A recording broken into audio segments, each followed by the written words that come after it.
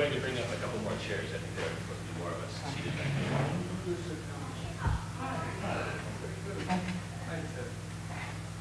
Good morning. How are you? Nice to know.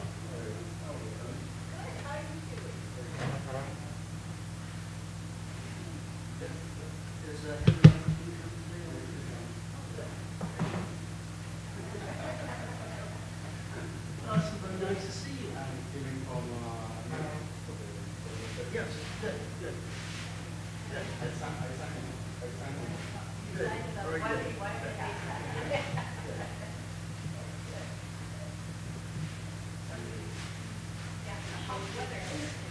Okay, this is David Ward. He's one of our respondents.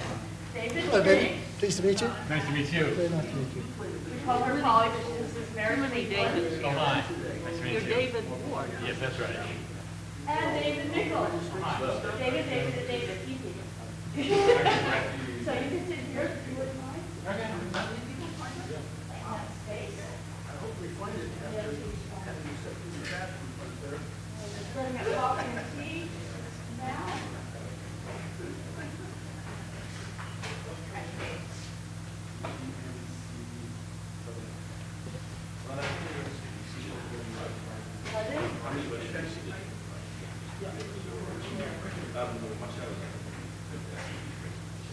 We only really need one chair. They will just probably come up and stand and come over. Because they have so we just need one more chair, which that's what.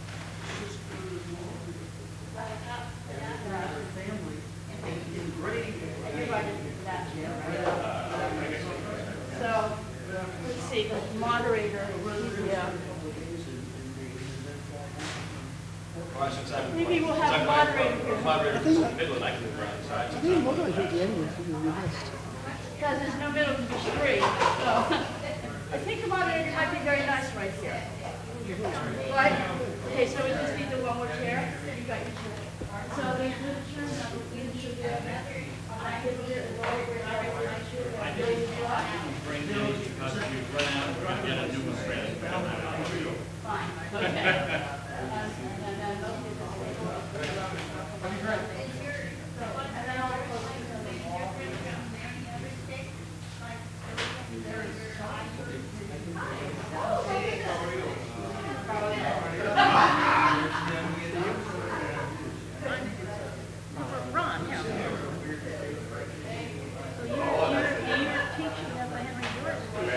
Occasionally, yeah, I did a history course there.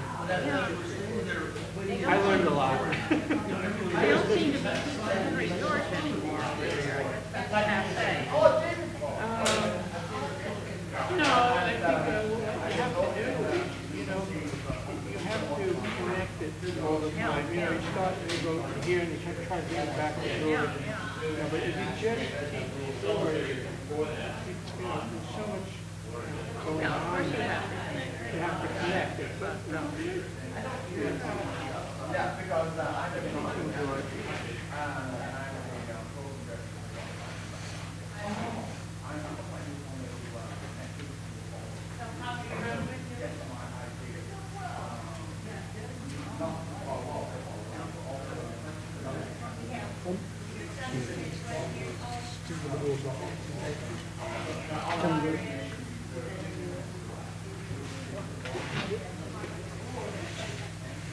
Where would you move this from?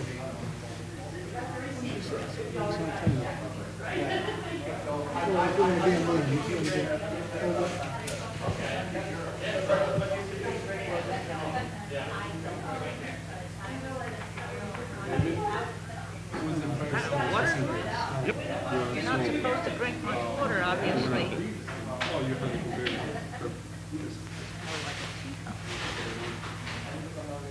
think that's probably, they were brought up from downstairs, so I'm guessing that's what they are.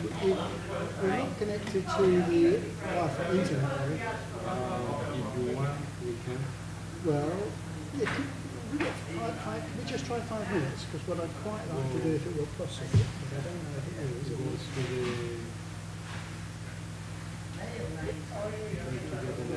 Is the NY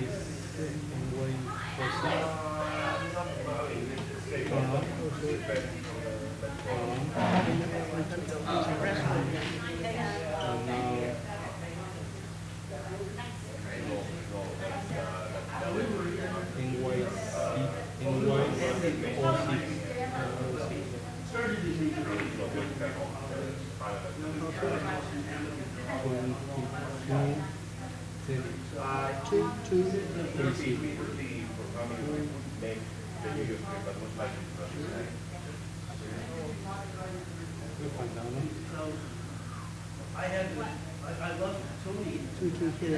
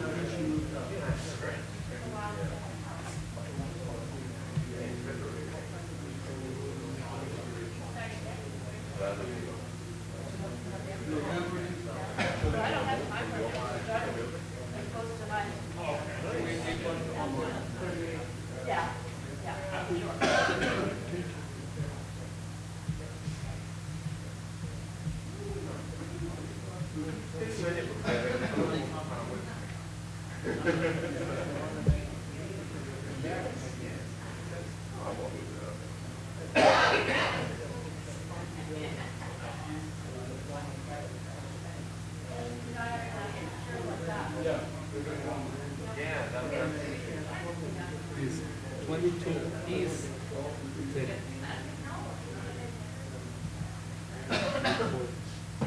2, 2, 3, 30.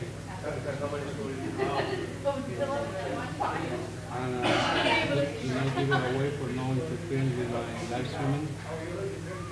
Don't stream on BBC.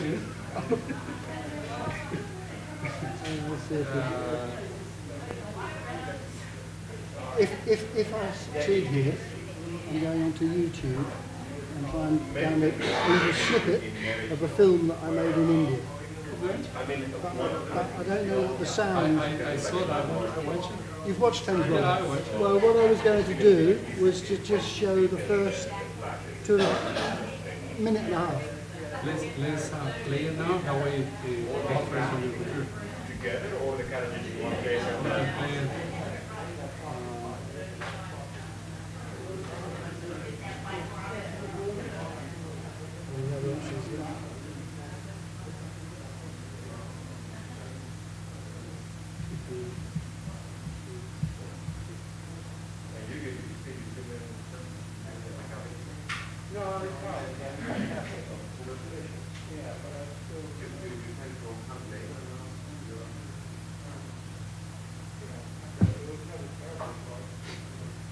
We can play it.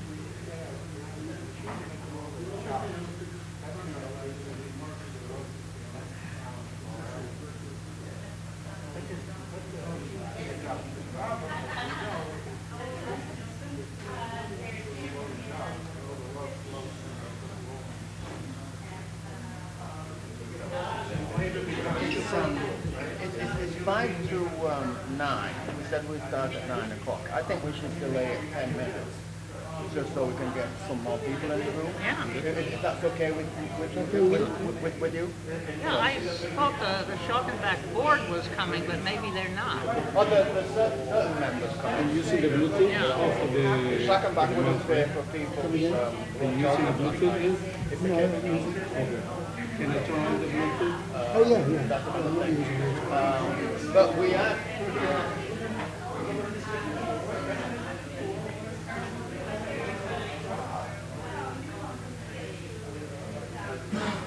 Kizzy isn't there yet.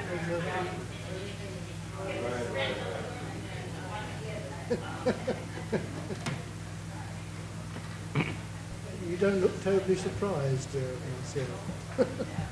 Sorry. I didn't mean it. Alana? I'm so bad. We had 60 people registered online to say they would be here. So. Oh, thank you. Well, I made a few small, I hope, improvements last night too, so what you got is probably not the latest. Okay. Oh, you're talking about the video of the Harley Dickinson, yeah. She'll step in as and when she Let me needs. check on the network because it's something. Come say hello, Win Ackenbaum. Very pleased to meet you, Win. Good to see you, okay. We have met, I think, haven't we? In Detroit. Yeah, absolutely. Great to see you.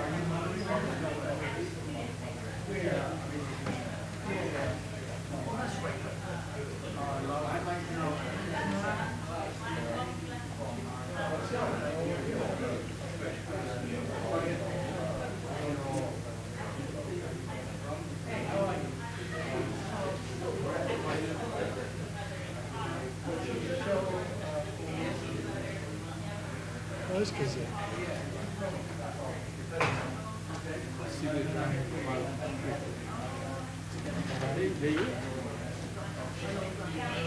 Hello, Kizzy. How are you? Oh, great. Oh, we got a little story. Come to our call.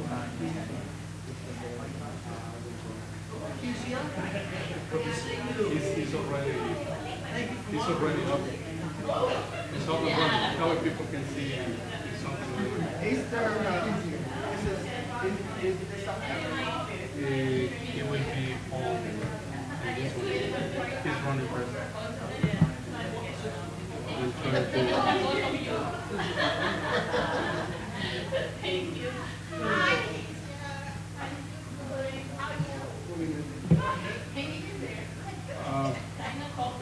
Can you enter your password?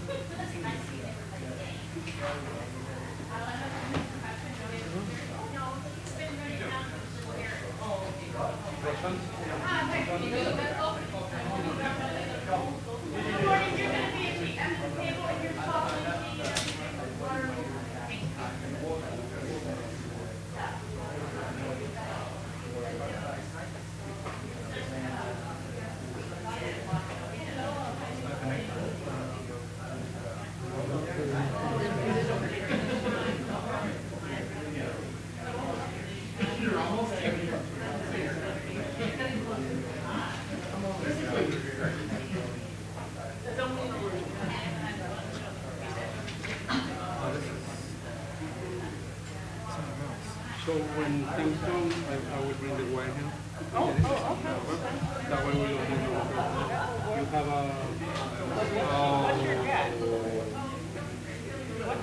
What's your connection? Is the VGA. Yeah, oh gosh, no, I don't have VGA on here. I have, It's a PC. it's a PC, but it's a lightly. It should be HDMI. Does it have, yes. No, this is a,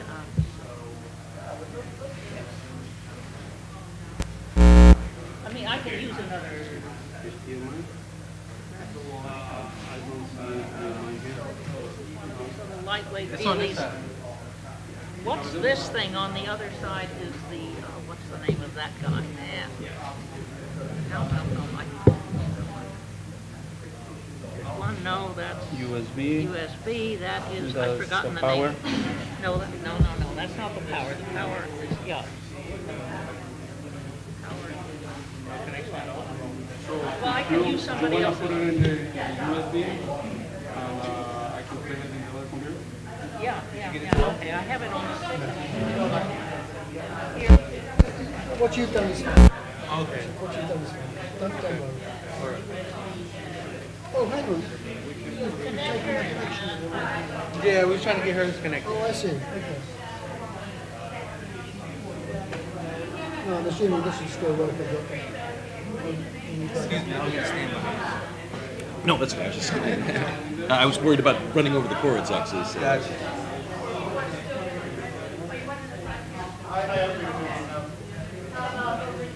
Who's start? I'm first.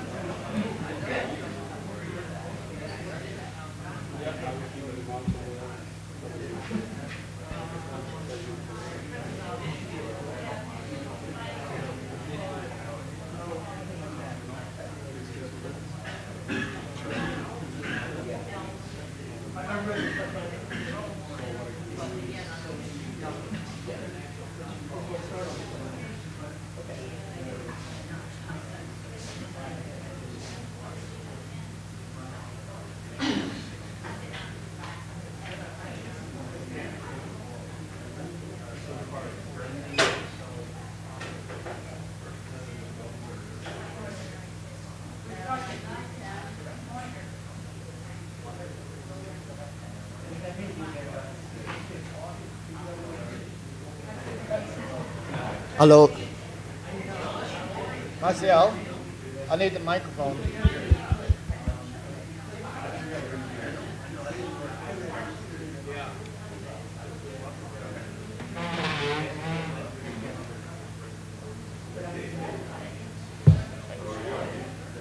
Test 1, 2, 3, 1.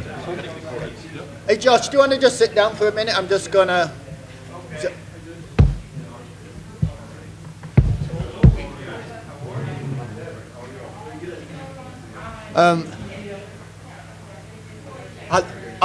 Hello everybody, welcome to the IU Water Forum. We're going to start in about 10 minutes, so this is for our friends online. We had about 100 people register online, so this is to tell them that they've got time to get a cup of tea, a cup of coffee, or if you're in a far away time zone, you've even got chance maybe to get a little beer and sit with us. But better still, get water. Get water. You need to watch this with a glass of water in your hand. So just to let everybody know, we'll be starting in about 10 minutes, okay? Thanks a lot.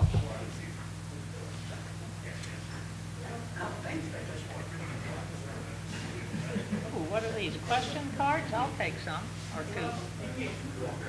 These question cards that you're passing out?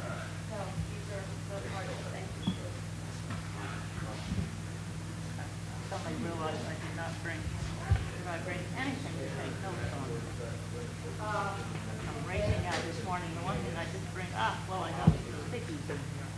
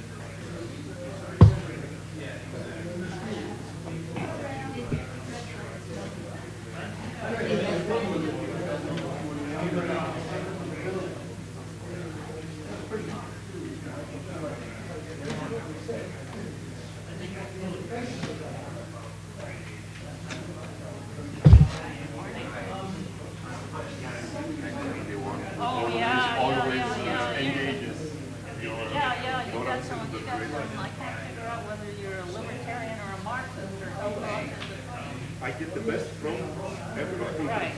That's the majority are. Look at the places, but everybody finds happiness. Right.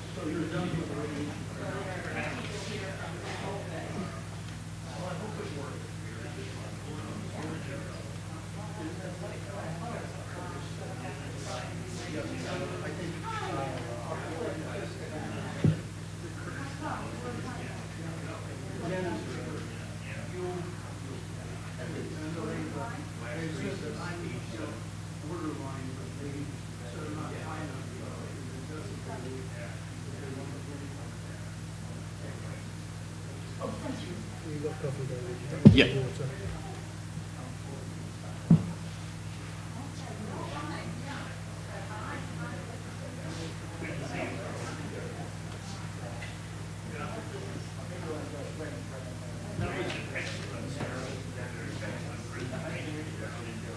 Supposed to stand or? You know, we might actually find out whether the microphones will pick us up if we stand. I like to walk around. You like to walk around, yeah. So,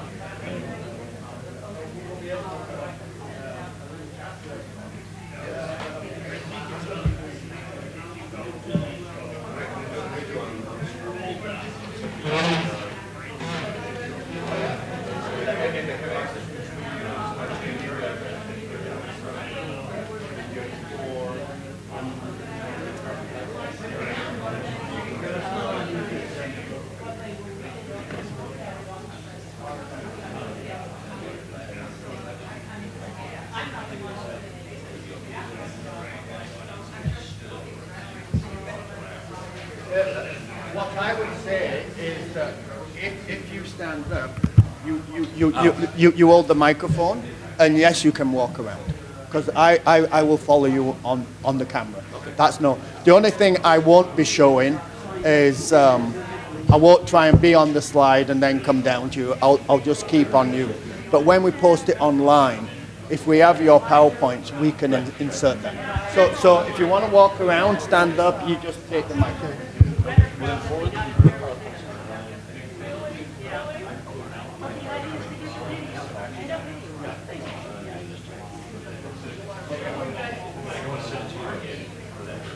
I've got a download the video, so why don't I remind me? Basically, but I guess you can stand if you want to. Stand, but then I need my laptop. Well, How are you doing? pouring water. 2 minutes? I guess, Yes. okay.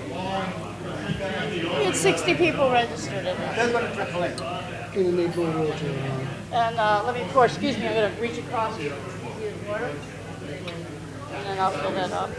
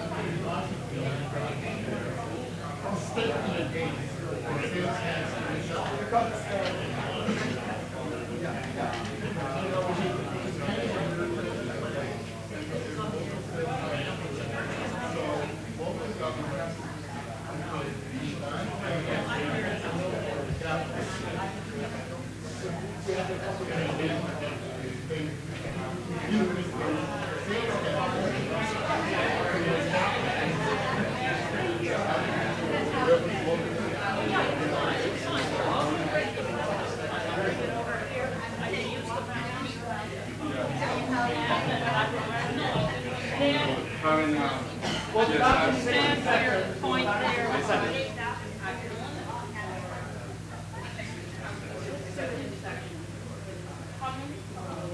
1 minute.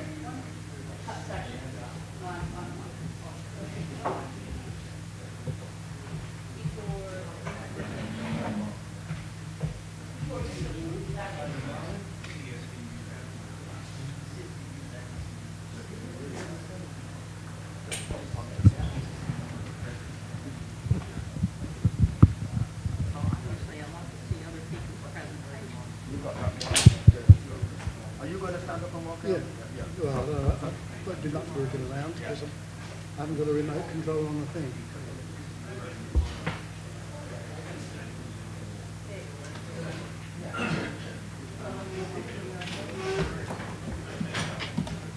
By the way, I'm going to time you guys. Green, 20 minutes, 5 minutes is yellow, stop and red. I'm going to sit somewhere.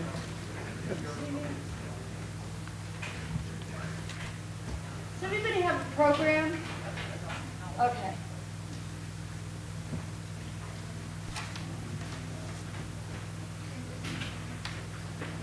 There's no timings on the program, Alana. Pardon? There's no timings to say whether there's an interval or you're going to say all We're that. going to kind of play it by ear in terms of the break. We're not sure quite yet. We Oh, right. decided we're not sure quite yet. Okay. Oh, right, Yes, please. right middle. Yeah, I'm on the water. But yours is, you've got some.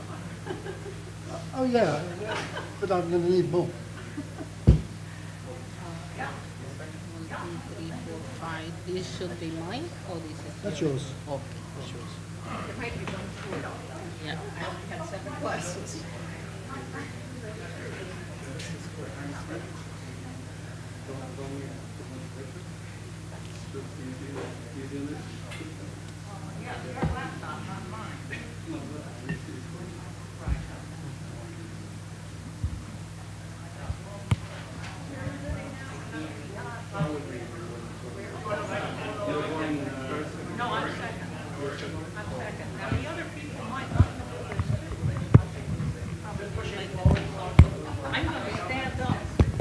So are we. Hello, can you hear Take me? the microphones off the stands and take them with us. Can you hear me? And walk around. With my laptop, so I can stand up and point Sure. at the screen.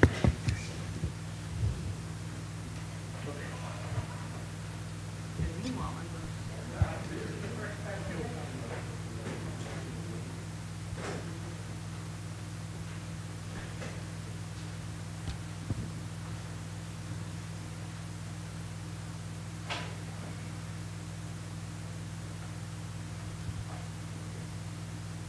Welcome everyone to the Sacred Water Profane Markets Forum. Thank you all who are here in the room. Thank you everyone around the world who's going to be joining us on live stream. So on behalf of the planning group, welcome very, very much. For those of you in the room, just note that around the walls there's all kinds of information posted. During the break, you can have the chance to really look at some of that information. We're going to have 3 major speakers, a moderator, and then 3 respondents to our speakers. I want to introduce first Kezia Gonzalez and as moderator. Okay, she was born in La Ceiba, Honduras, Central America, of indigenous Afro descent, which is the Garifuna people. And after receiving her medical degree from Universidade de Pernambuco in Brazil, she came to deeply understand the connections between health and economic conditions. She's now a fervent activist for economic justice. Dr. Gonzalez serves the Garifuna community in their struggle for land, water, and other basic human rights. She's one of our International Union for Land Value Taxation, ECOSOC NGO delegates, United Nations ECOSOC, for the International Union, and a board member of one of our other sponsoring organizations, which is the Robert Schachenbach Foundation. Some of the presenters and sponsors have literature on the table. Be sure to look at that. And I did have to remember that, Brendan, did you want to say something briefly about one of the publications? Okay. Or would you?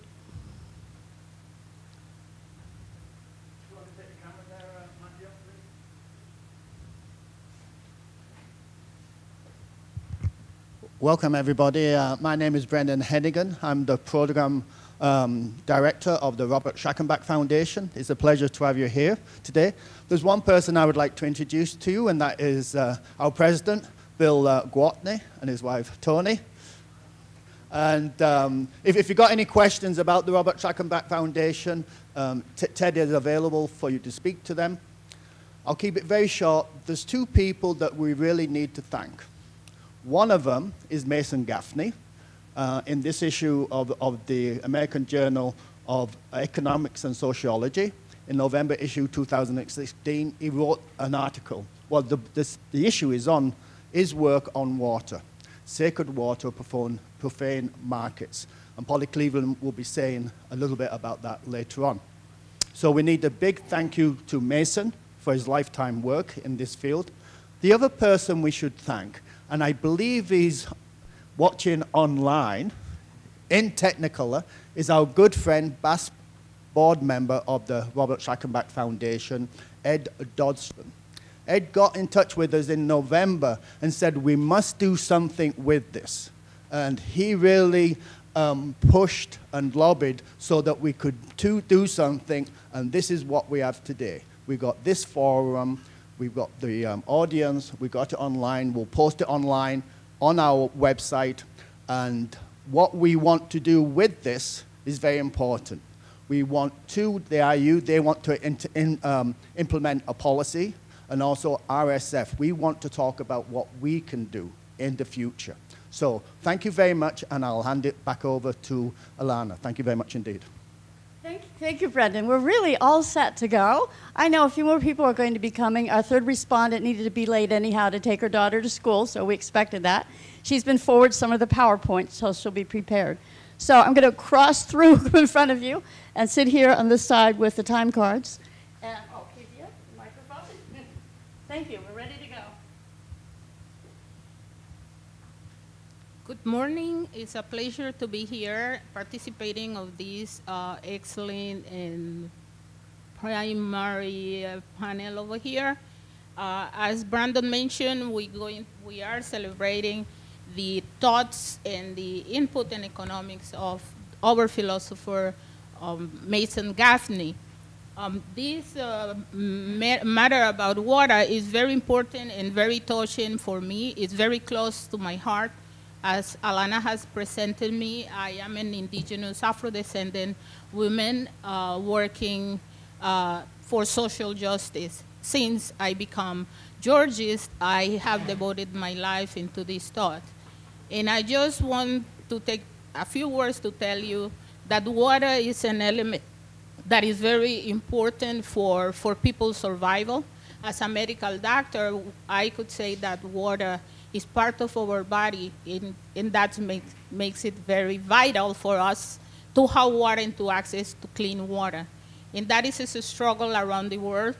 But I think that I better introduce an expert in the matter, and that can provide a platform to how we can go around with this conflict that arose about how to manage in water as a natural resource. Our keynote speaker is David Triggs, and David is a chartered engineer and management consultant who studied engineer at Imperial College London and Business Administration and Management at Henley, the Management College.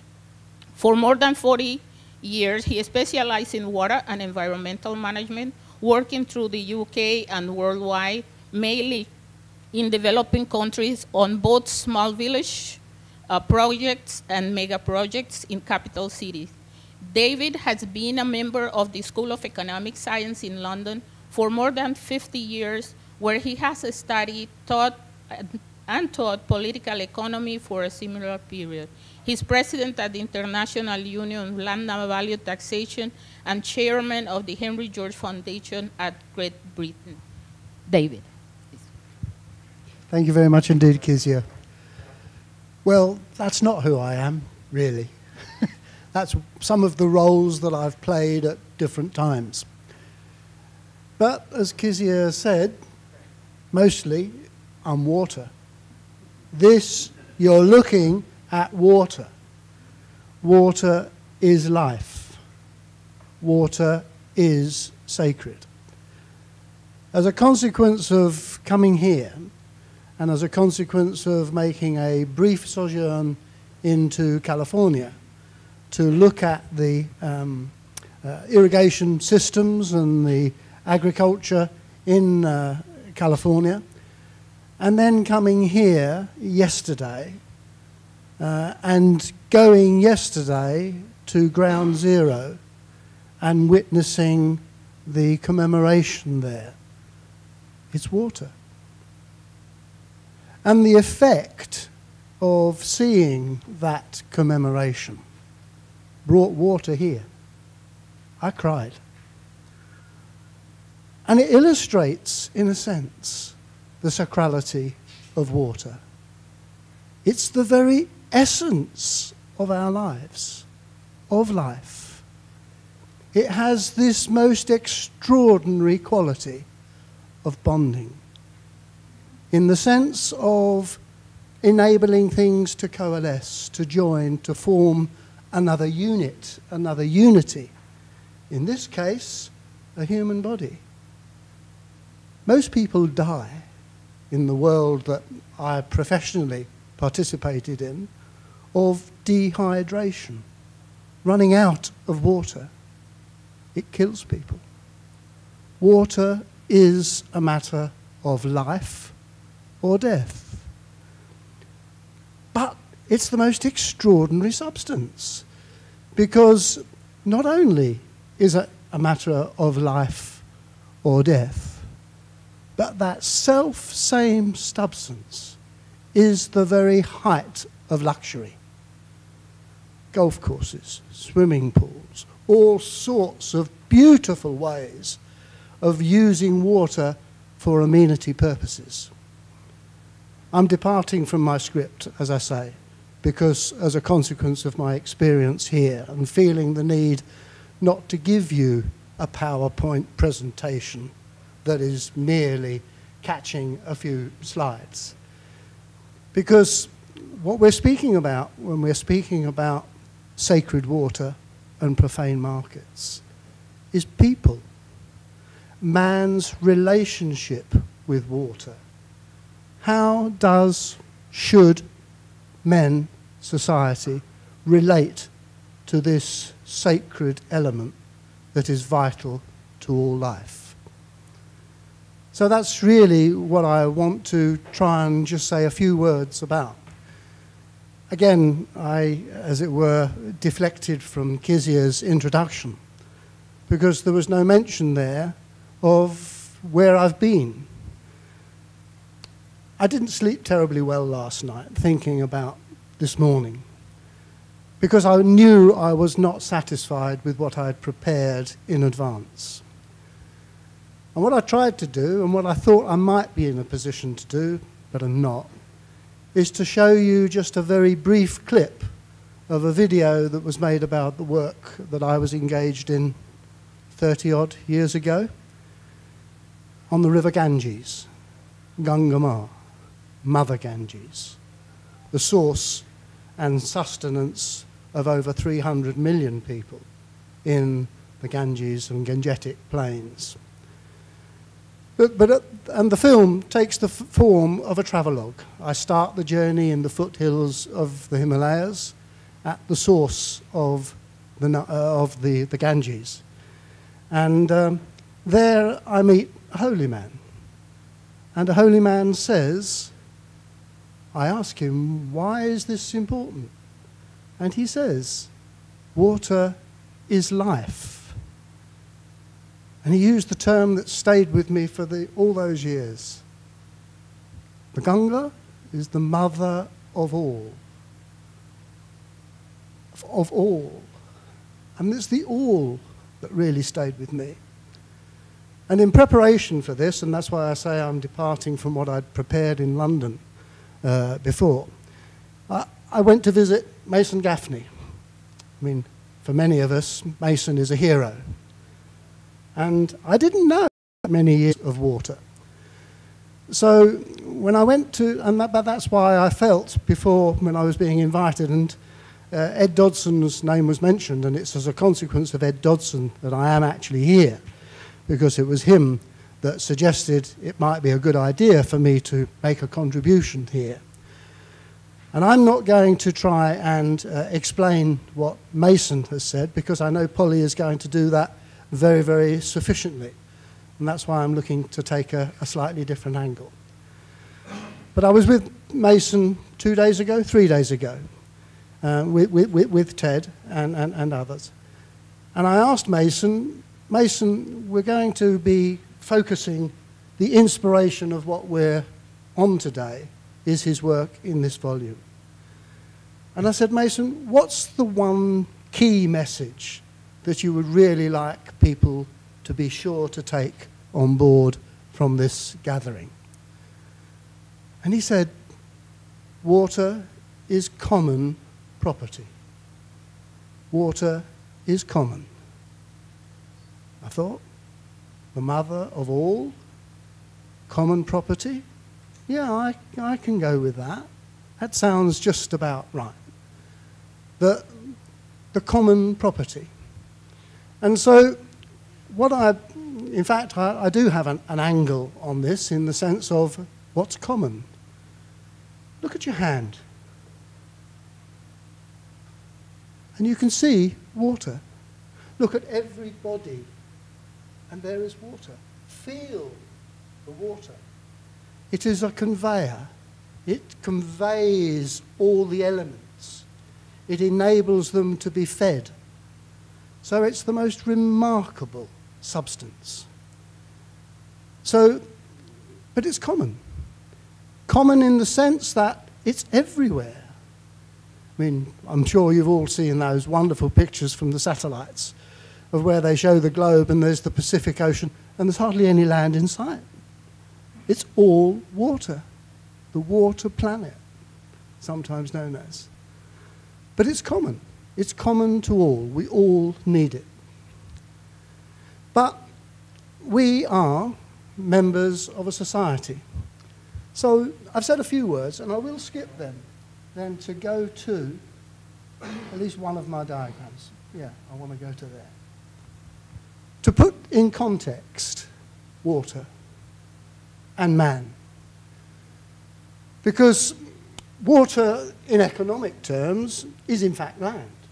I mean, what do we mean by land? For economic purposes, we mean all that nature provides is land. By economic terms, it is land. But nature gives rise to land, and what we're here to consider is the relationships between individuals and the land, or water, and society. Because this is the context in which individuals, civilized individuals, interact with the land, with the water. Now, what this gives rise to is that there are not only natural commons, of which water, terra firma, the air, the atmosphere, the ether are the primary examples. But as a consequence of man's actual social nature, there are social commons. And by commons, what do I mean? I mean all that people need in order to participate in the society of which they are a part. A common, I'm defining, as all that people need to participate and contribute towards the society of which they are a part. So this links with the all. If you are to need, you need the commons. You need not only the natural commons, but you need access to the social commons. And in this context, this links now with our water, because water, as I've already indicated, is the most extraordinary substance. On the one hand, it's natural, and on the other hand, in order to access it, men have to exert themselves. And when men exert themselves in order to access part of labour, they produce water in a form that gratifies a human need. In nature per se, it does not gratify a human need ordinarily. But by exerting oneself, men access that which nature provides, and then it gratifies a human need. So now, what we've got is water as wealth, i.e. man-made, nature modified into a form, captured, conveyed, made available. And now it's wealth. But the other thing about water is that it's used in just about every other form of wealth production. So, of course, I've seen the most profound example in California, where it's used for irrigation. Now, water that's being used for irrigation or for manufacturing steel, or for producing food in restaurants, that water's not merely wealth, not merely nature, but capital. So we now have the primary terms for economics, economic analysis: labour, land, capital.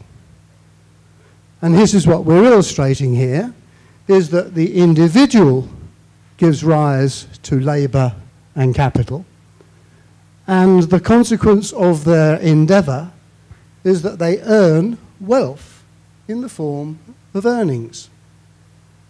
But this land, providing the water, is common to all. But we cannot share the land or share the water sensibly. But what we can share is the value of the land or the value of the water. And that's really the key message here, is that if this water is to be available to all, then no one should ever be deprived. So I'm going to now just move to my professional experience, and I won't bother with the slides because I don't think they really add very much. My career took me to India, took me to Africa, took me all over the world, in fairness. I started life, or started professional life, I should say, I suppose, working on wastewater treatment plants. I became a manager of sewage treatment works in London, and then progressed to managing the sewerage system and then managing water. So I was with Thames Water for many years, 20 years I suppose it was, before I first went abroad. And I first went abroad to Egypt. And you can't be in Egypt for very long before realizing how sacred and critical the River Nile is. The River Nile is absolutely vital, a cradle of civilization. If that doesn't make it sacred, I don't know what does. The absolute cradle of civilization. The Indus Valley, the Ganges Valley, all the major sources of civilization were associated directly with water. But now, when it's converted into wealth, when it is captured, contained, controlled, and then conveyed, everybody needs it. So let me just recite to you the problem with third world water distribution. My experience, anyway, is that virtually everywhere there's not enough water to go round within the piped system, within an urban circumstance where people are looking to receive a piped water supply. Now, because there's not enough for everybody to have everything they need, i.e., very simply, demand exceeds supply, the controllers of the supply, the water management, is intermittent. So, for example, in Dhaka, where I worked for many years in Bangladesh, water is on for something like 2 hours a day. It's off for 22 hours a day. Now, it just happens to be a feature that all pipe systems leak. When water's only on for 2 hours a day and off for 22 hours a day, the pipes are empty. Empty pipes leak inwards. Sewerage invariably lacks water supply. So it doesn't take too much imagination to work out what empty pipes leak inwards with: sewage. Now, the consequence of that is that the water supply in thousands of cities is contaminated every day. Now, because it's only on for 2 hours a day, everybody has to take their water via a container. A cistern of some sort is used to contain people's water. Now, when the water's on for the 2 hours, people fill their cisterns. Rich people put a big, nice, large pipe onto their connection and a big, large pump and fill a very large tank. The consequence of which is that the rich, generally speaking, get the lion's share of the public water supply, contaminated though it may be. But they're getting the lion's share. The poor get nothing. And as I've already pointed out, most people die of dehydration, and the dehydration is actually caused, of course, by diarrhea, by waterborne diseases of one form or another. So the challenge is, my challenge as I saw it for over 20 years working in the developing world, was how do you ensure that everybody gets a basic supply of water? And you can only do that if you ensure that everybody gets a basic supply. World Health Organization standards stipulate 40 litres per head per day. If they can only get that if others are denied it. So you need some technology. Well, I came up with the technology, which is very, very simple. It wasn't acceptable by the World Bank or the like. But the other feature that I should have mentioned in relation to public water supplies where the supply is intermittent, the likes of the World Bank think water meters is the way you should charge for water. Metered water. It makes very much sense, doesn't it? Of course you pay for how much you get. But with an intermittent supply, water meters don't work. Half the time they're measuring air, other half the time they're running backwards. So one of the smart jobs you can get, I say smart in inverted commas, in Dhaka, for example, is to be a water meter reader, because it's a pure fiction. The water meter readings don't mean anything, but that's the very basis upon which they collect the revenue to pay for the public water supply. So I've now got these challenges. There's no revenue, the economics of the whole organisation do not work, but, and it's contaminated, and it doesn't get to everybody. Well, anyway, I hit on a technical solution using drip irrigation technology for public water supplies. Very simple idea, that these tanks, the cisterns that have to be in every household, need to be filled continuously 24 hours a day. But of course, they then need to be filled very slowly. So 40 litres per head per day, a 5-person family, 200 litres per day. Now, imagine, or when you're in water distribution, you divide the city into zones. So imagine a zone with 1,000 households within that zone. And we're now drip feeding into everybody's system their 40 litres per head per day. But now my source water is more than sufficient for my supply. So now I've got spare. So what do I do with the surplus over and above people's basic requirement? Well, now I can go to the market. So here's the sacred water keeping everybody alive. But now I have a market. And let's suppose, and what I can choose to do is for these 1,000 properties, I could offer, let's say, 100 2-star services. And I could say offer 50 3-star services and 20 4-star services, and let's say 5 5-star services. What am I bid? Now, maybe, I can discover the value of the water. What's that water really worth? Has no relationship to the cost of delivering it. What the water's really worth is what those that really want it and are prepared to exert themselves, i.e. pay, to get it.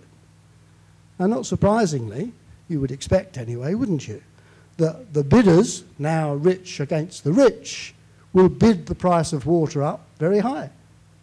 So now we have a revenue stream that's more than enough to cover the costs of distribution, and a revenue that is, as I say, that is in excess. So in that context, as a parallel with sharing the rent, the proposition that I'd like you to consider is, well, let's share now the surplus revenue. Share the value of the water against the, amongst everyone. Safe water for all. The red card is up. Thank you very much.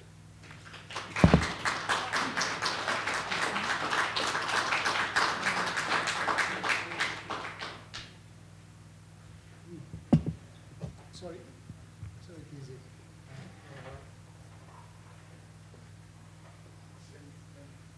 Our next speaker is setting up.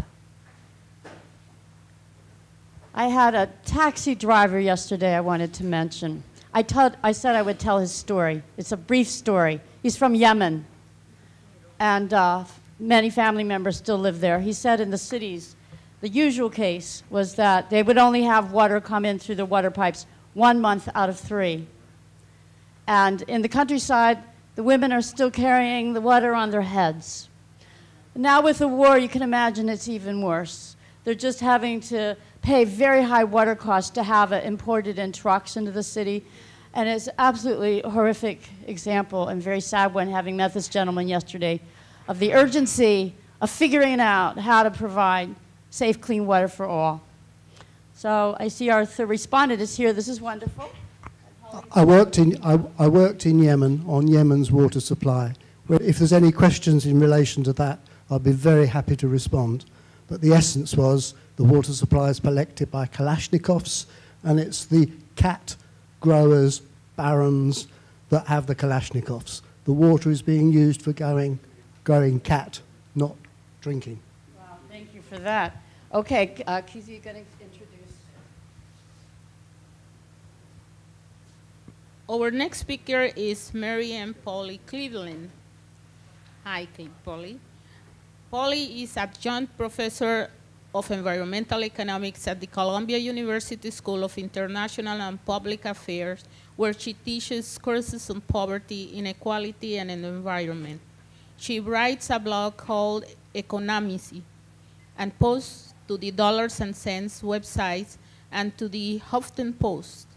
A former board member of United for a Fair Economy and the Robert Schackenbach Foundation, she holds a PhD in agricultural research and research economics from the University of California, Berkeley, where her dissertation titled Consequences and Causes of Unequal Distribution of Wealth show how unequal distribution of wealth lowers economic productivity and growth. She has also worked as controller of small family company, taught accounting and computer systems at Rutgers University, and renovated and managed 2 small Manhattan apartment buildings. Polly, with you. Hi, good morning, and thank you all for inviting me. This is a great pleasure to be here. Before I begin, I want to thank another person who I think is not here, but has played a key role in producing this book, which is the editor, Cliff Cobb. And Cliff is our wonderful editor of the American Journals of Economics and Sociology, and what he has done in this case is helped Mason put together, some dozen articles written over the year to make up this book. And thank you, Cliff. You deserve a tremendous amount of credit for making this possible. Okay, this is a quick take on a lot of information. Again, read the book, Sacred Water, Profane Markets, and this is Mason Gaffney on water. So, and of course, Mason lives in Southern California, where he has done a lot of work on water. So a lot of this is about Southern California, but Southern California is kind of third world in many ways. So what he says applies around the world. Well, Ted, yeah, you live in Southern California, so you know. Okay. Okay. So I'm starting, what's the matter with California water? Well, there's all sorts of things: droughts, waste, overpumping, pollution, poverty, expensive and useless projects, and endless demand for more projects, and crumbling infrastructure, and not enough money to fix them. So corruption and growing inequality. Let me place my watch so I can see the time. Okay. And, okay, California has periodic severe droughts, always has, should be expected. just like the last drought. They come and they go, and maybe they're going to get worse with global warming, but typical scenes of California. California agriculture wastes an enormous amount of water. You know, California is semi-desert, and yet it's using water as if it were, you know, abundant as in England. And Mason points out in the book that American water law is partly derived from England. Well, England has no shortage of water. They got too much water. So, thirsty crops, low-value crops, irrigated pasture, wasteful techniques, furrow, flood, and sprinkler irrigation, a tremendous loss to evaporation. They've got these open canals that aren't covered. The canals leak, they evaporate. Mason goes at great length in this book into the legal framework of water. And water rights, the most important form of water rights in California, are titles based on use that are attached to land. And it's first come, first served. If your great-great-great-grandfather was the first to take water from a river, that right, so-called, becomes attached to the land and is passed down through the family or to whoever the family sells it to.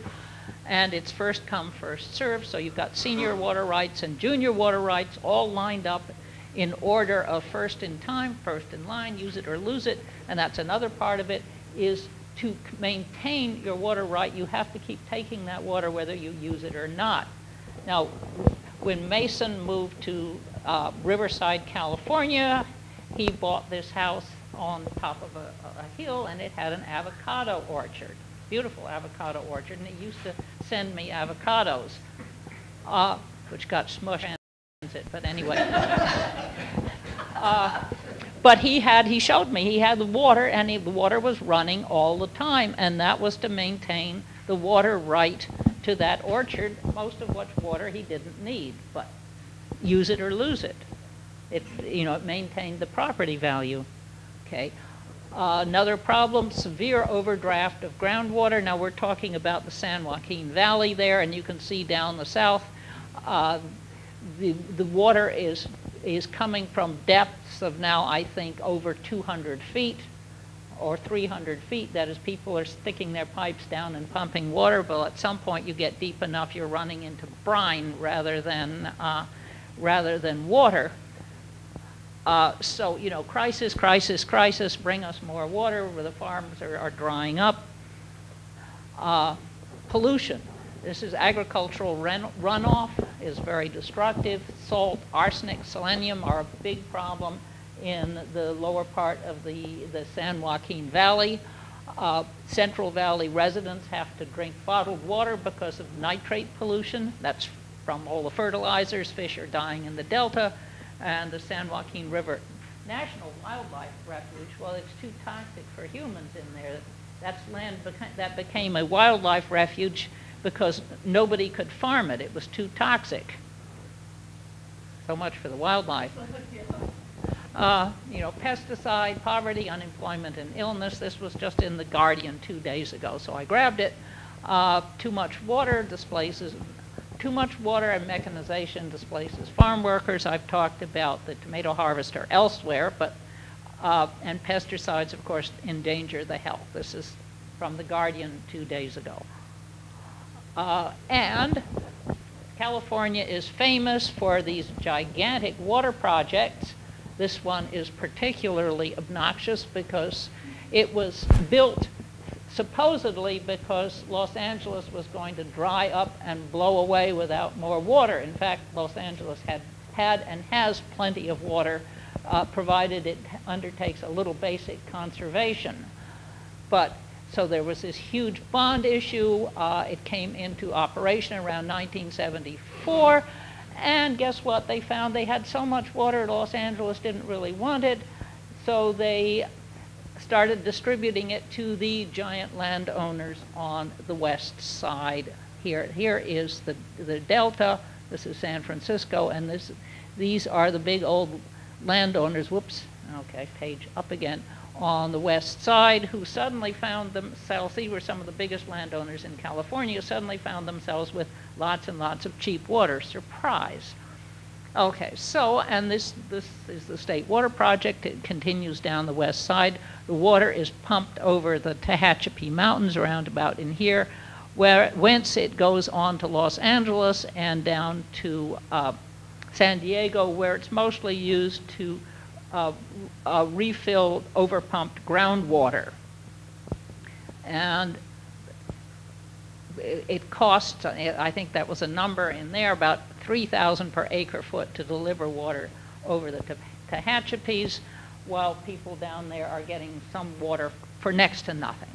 And now, oh boy, Governor Brown has proposed water tunnels to cross from the Feather River up here across the Delta to bring the water directly through the Delta to the pumps at Mendota. You know, another $16 billion project that everybody's fighting over.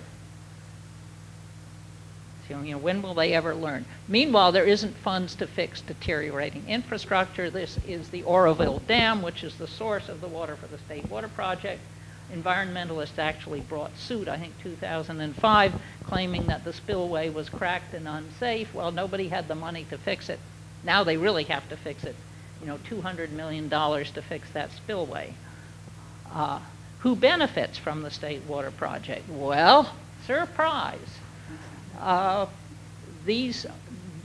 The earlier water projects, Central Valley Project, and Mason writes something about that, were subject to the supposed 160 acre limitation, 640 per family. It was never really enforced, but nonetheless, this was supposed to keep the giant landowners from getting free water. They found a way around it. But when you came to the State Water Project, there was no limitations on how big a landowner you could be to get free water or next to free water. So the State Water Project had no limitations. And here are some of the, you know, Tajon Ranch, of course, Getty Oil, Shell Oil, Tenneco, Southern Pacific Land Company. That's the railroads, which got a lot of free land over 100 years ago. And Henry George wrote about the giveaways of land to the railroads. Southern Pacific was supposed to build all of these rail lines, and in exchange it got, you know, a checkerboard of land. In many cases, the railroads never got built, but Southern Pacific still owns the land. So, anyway, this is typical, I'm afraid. And this is one of those pictures that's worth 1,000 words. This is the State Water Project aqueduct running from Tracy. This is Tracy here. This is the reservoir from which the water is pumped up to the canal, which runs along here. And what you can see here, these are areas that were developed of agriculture that were developed many years ago, often with the Central Valley along here. This is the land here that got the state water after the State Water Project came into operation. And you can see these are the farms belonging to the giant landholders. And you know, then here are the old areas, small farmers, relatively small, not that small, and here are the giant landowners who got that state water. So, I mean, this picture, I think this picture sort of says it all, or a lot of it. Okay. Whoops. State Water Project from Tracy South. Next. So, the question that Mason poses is the question that a lot of people have posed. The market, can a free market in water solve California's water problems? And a lot of economists say, yes, of course, all you have to do is liberate the market, and the market will take care of all of these water problems. And this is, of course, the libertarian and Coasian solution. You know, get the property rights straight, and the market will work its magic. You know, there's Mickey as the sorcerer's apprentice. And this is the issue that Mason addresses in this book. Can property rights and the market solve the water problem? Well, let's see. First of all, Gaffney says water belongs to all of us. So these are sort of three main points. Water and other natural services belong to the public. You know, the water is ours. Water is a common property. Water is life, etc. If you're going to privatize nature, it should not come at the expense of the common good. And if you charge private users for natural services, you actually make the markets function better. And these are key central points here. Okay? Number one, number four. There are four problems, as Mason points out, that the market cannot, problem that the government representing all of us has to solve. Number two, water distribution is a natural monopoly. Very important, because there are huge economies of volume and diseconomies of extent. And people tend to mix up economies of scale. There's economies of volume and diseconomies. That is, volume, yes. Extent, no. Okay. So a big water project has to be either managed by the state or licensed and regulated by the state. This is not something the market can do. You have to have government in dealing with water. But once you get big projects, you get corruption. And this is a piece of, again, the state water project. This is absolutely astounding. The Edmonston pumping plant, which sends water over the Tehachapi Mountains into Los Angeles and down to San Diego, almost 3,000 feet. The state water project, it was supposed to be, it was going to generate all of this power from the dams, you know, including the Oroville Dam that we saw crumbling. Well, the state water project uses so much water pumping, it uses almost all of the electricity it generates in pumping the water uphill. You know. Okay. Next problem that markets cannot solve. Markets require motivated sellers. That is, they require people who are willing to sell. You can't just say to somebody, oh, you could make a lot of money selling your excess water. People won't do that, especially not when it comes to things like land or water rights. Sellers, if they get water cheap, they don't even think about selling it for a higher price. And large water holders, large water users are particularly undermotivated. I mean, if you look at Southern Pacific sitting on all of that land, which it doesn't even bother to develop. But they've got so much property, why bother? And so much water. If they had to pay market price for water, all of a sudden they would be facing a cash drain. And that would light a fire under them or light a hose under them, you know. And this is a familiar problem now we know from behavioral economics, which is that willingness to accept is much greater than willingness to pay. And this thanks to the behavioral economists, the wonderful story from Thaler. He bought a bunch of cheap mugs at the corner store, passed them out to the students, and asked them how much they would accept to sell those mugs to someone else. Well, a lot of the students wanted a lot more than the $5 that the mugs cost, because once a mug in hand, all of a sudden it's mine and I want to keep it. So the willingness to accept is much greater than willingness to pay. And this goes for environmental amenities in general. People, if you say, what would you be willing to pay to have Yellowstone Park? It's a whole lot less than what would you be willing to accept to have Yellowstone Park taken away and privatized. Well, a lot of people would say, no limit, nothing. There's no amount you could pay me to be willing to give up Yellowstone Park. But, you know, again, private water holders feel the same way. I got my water, I'm not going to give it up, go away. So a market doesn't work very well in things like land or water, especially not water.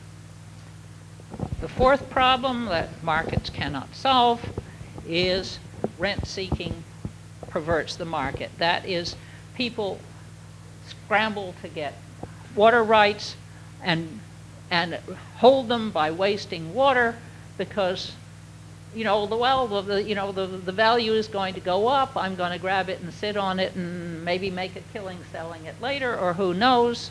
But speculators move in to grab water rights. And Henry George sure saw the speculators operating in California when he was writing Progress and Poverty.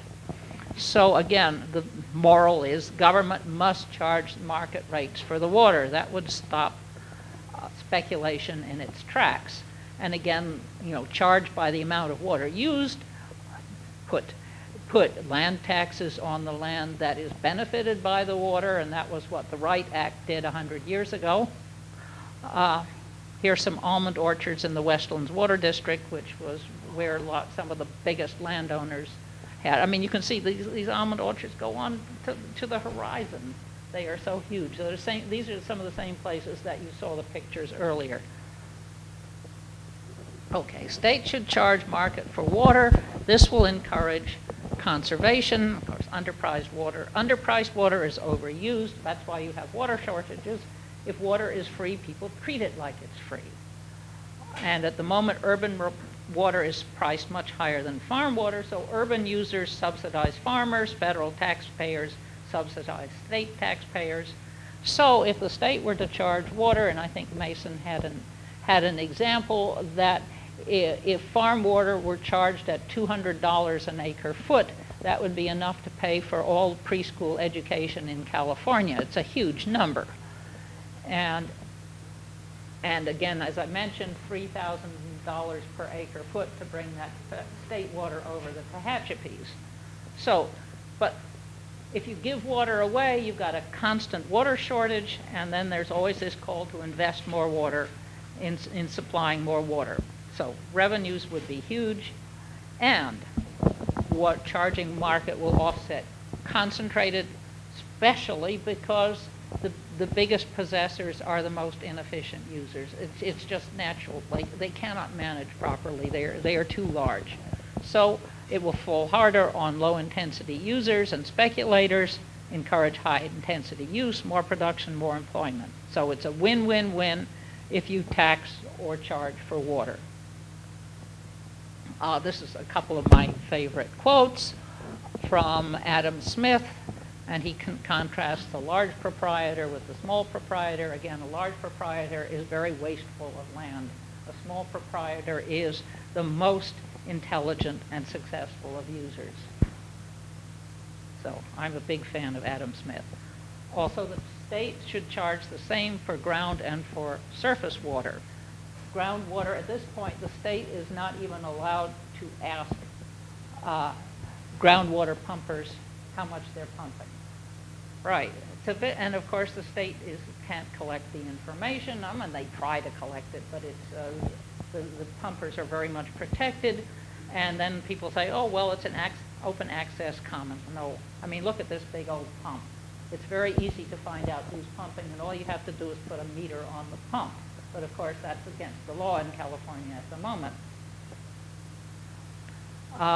Some fallacies that, I've got about 5 minutes, some fallacies that obstruct water pricing.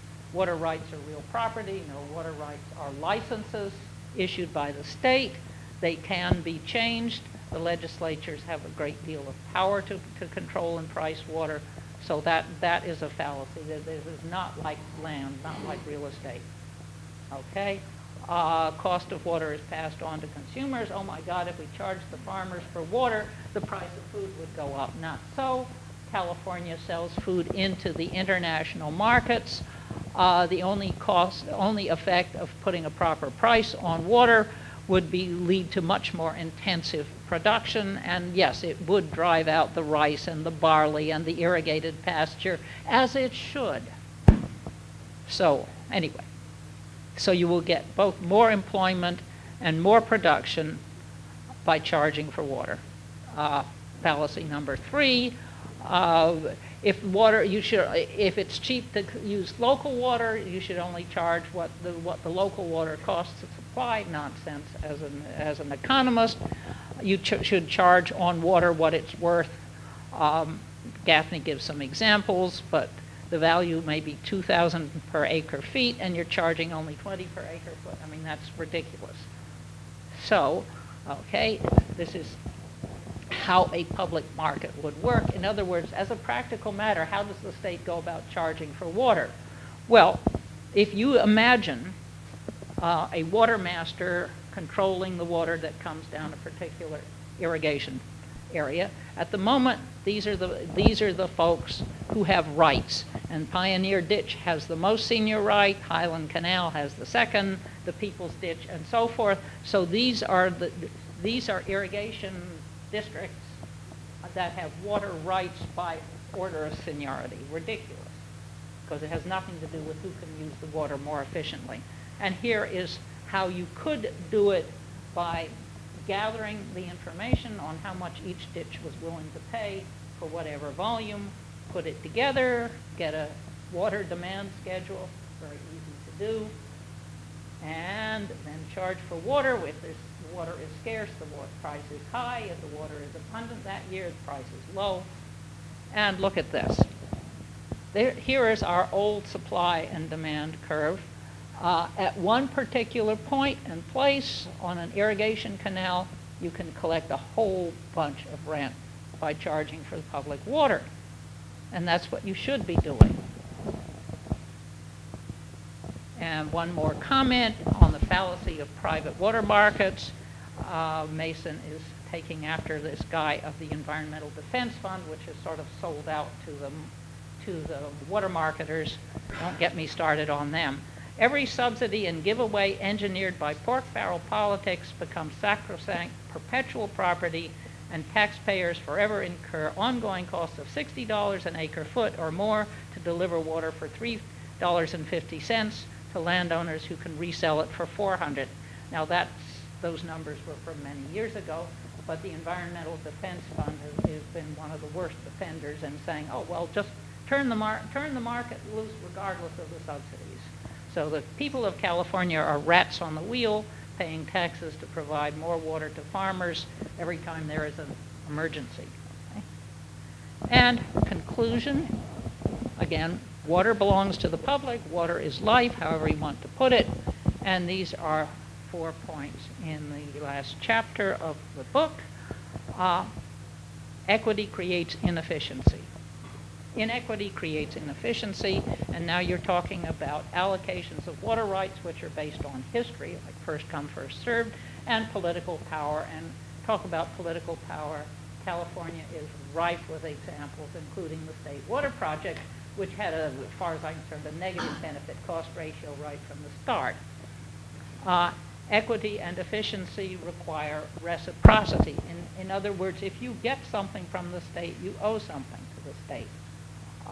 So people who have title to water should pay for the benefits received, either as a charge per gallon of water or per acre foot, or through a land tax, or both.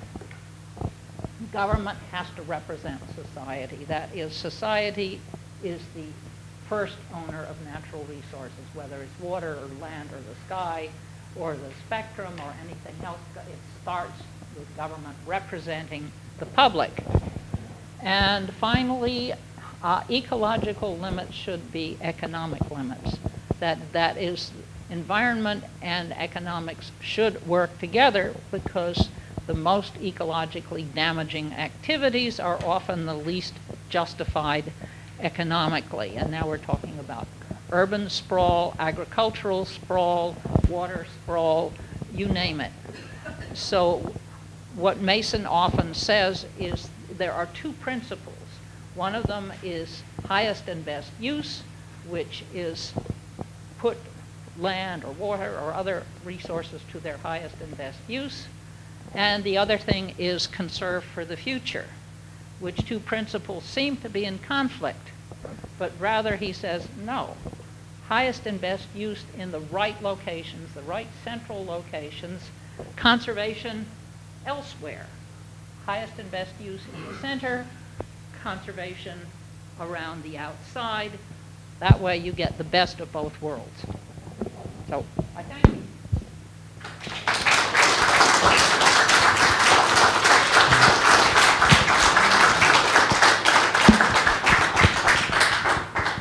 on to the next.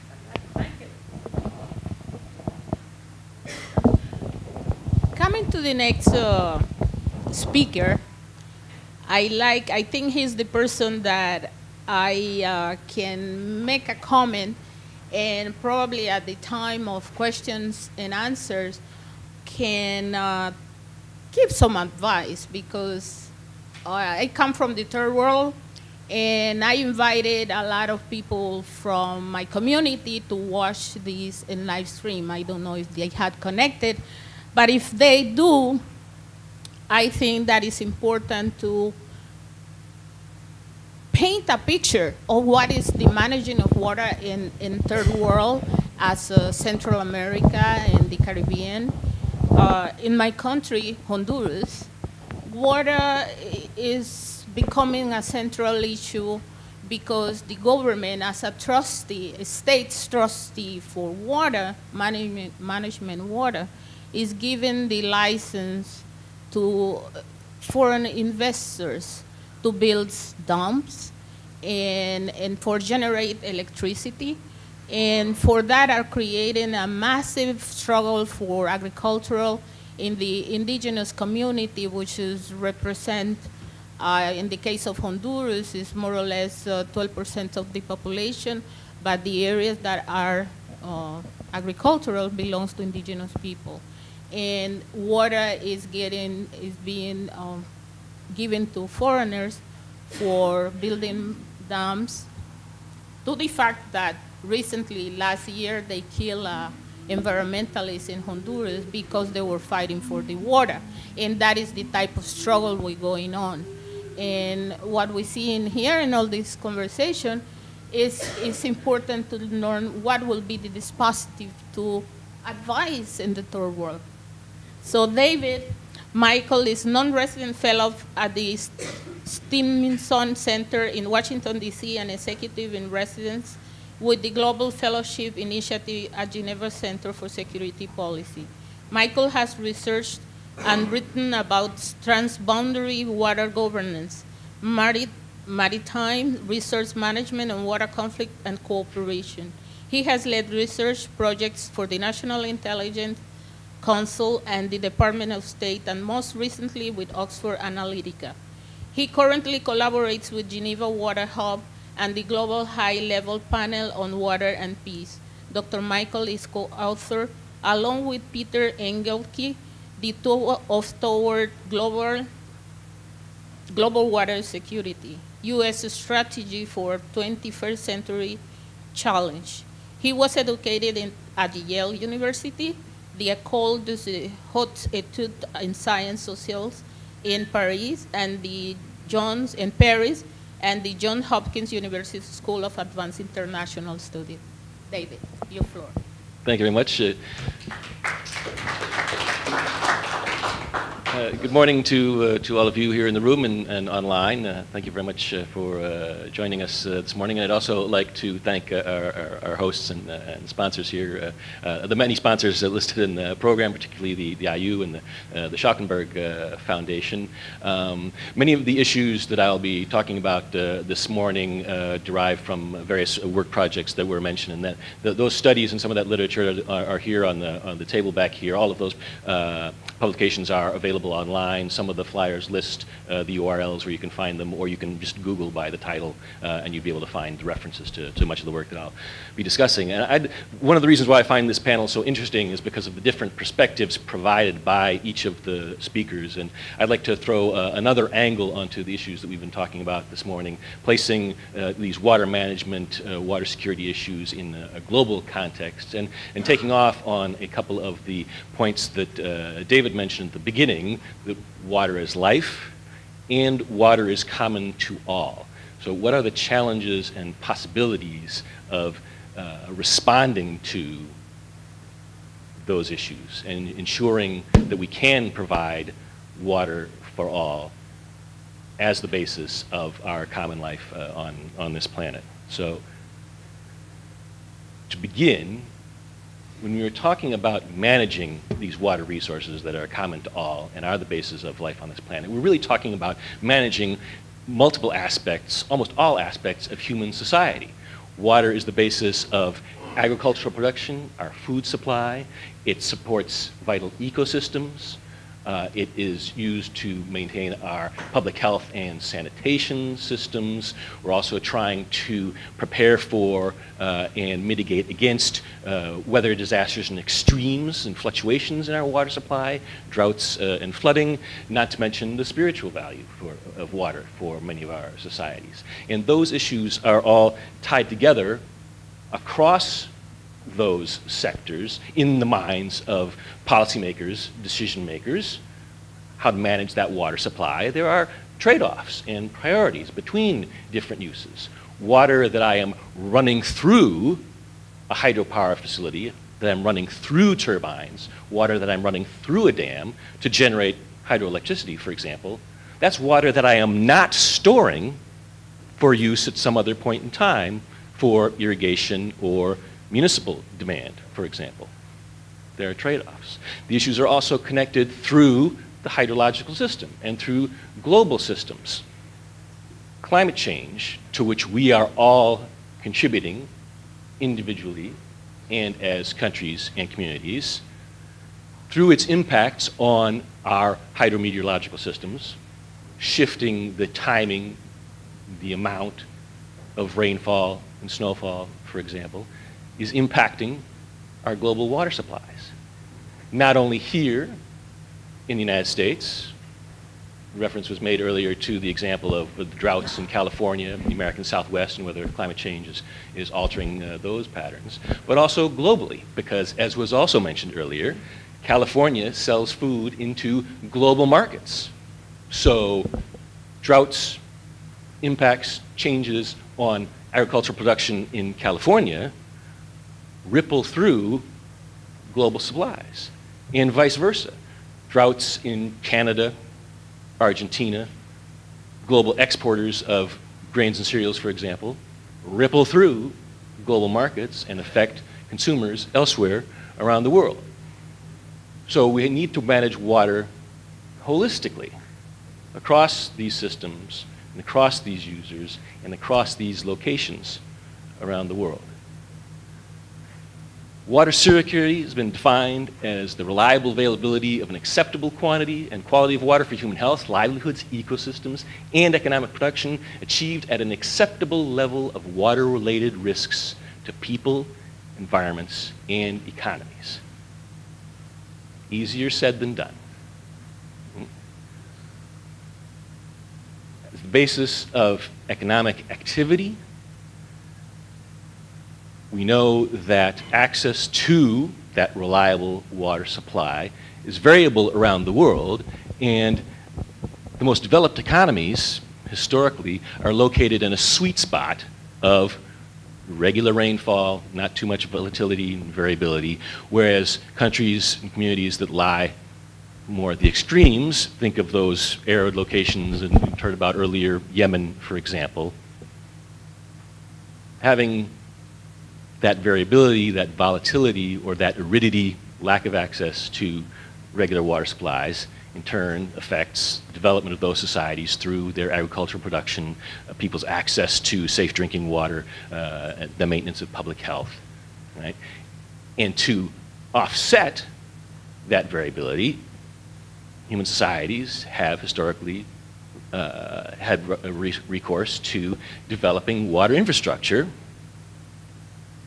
Those cisterns that David referred to earlier, large reservoirs, irrigation schemes, pumping water from one basin to another, from one location to another, as in California, to offset the impacts of variability in an effort to try and maintain a constant, regular water supply.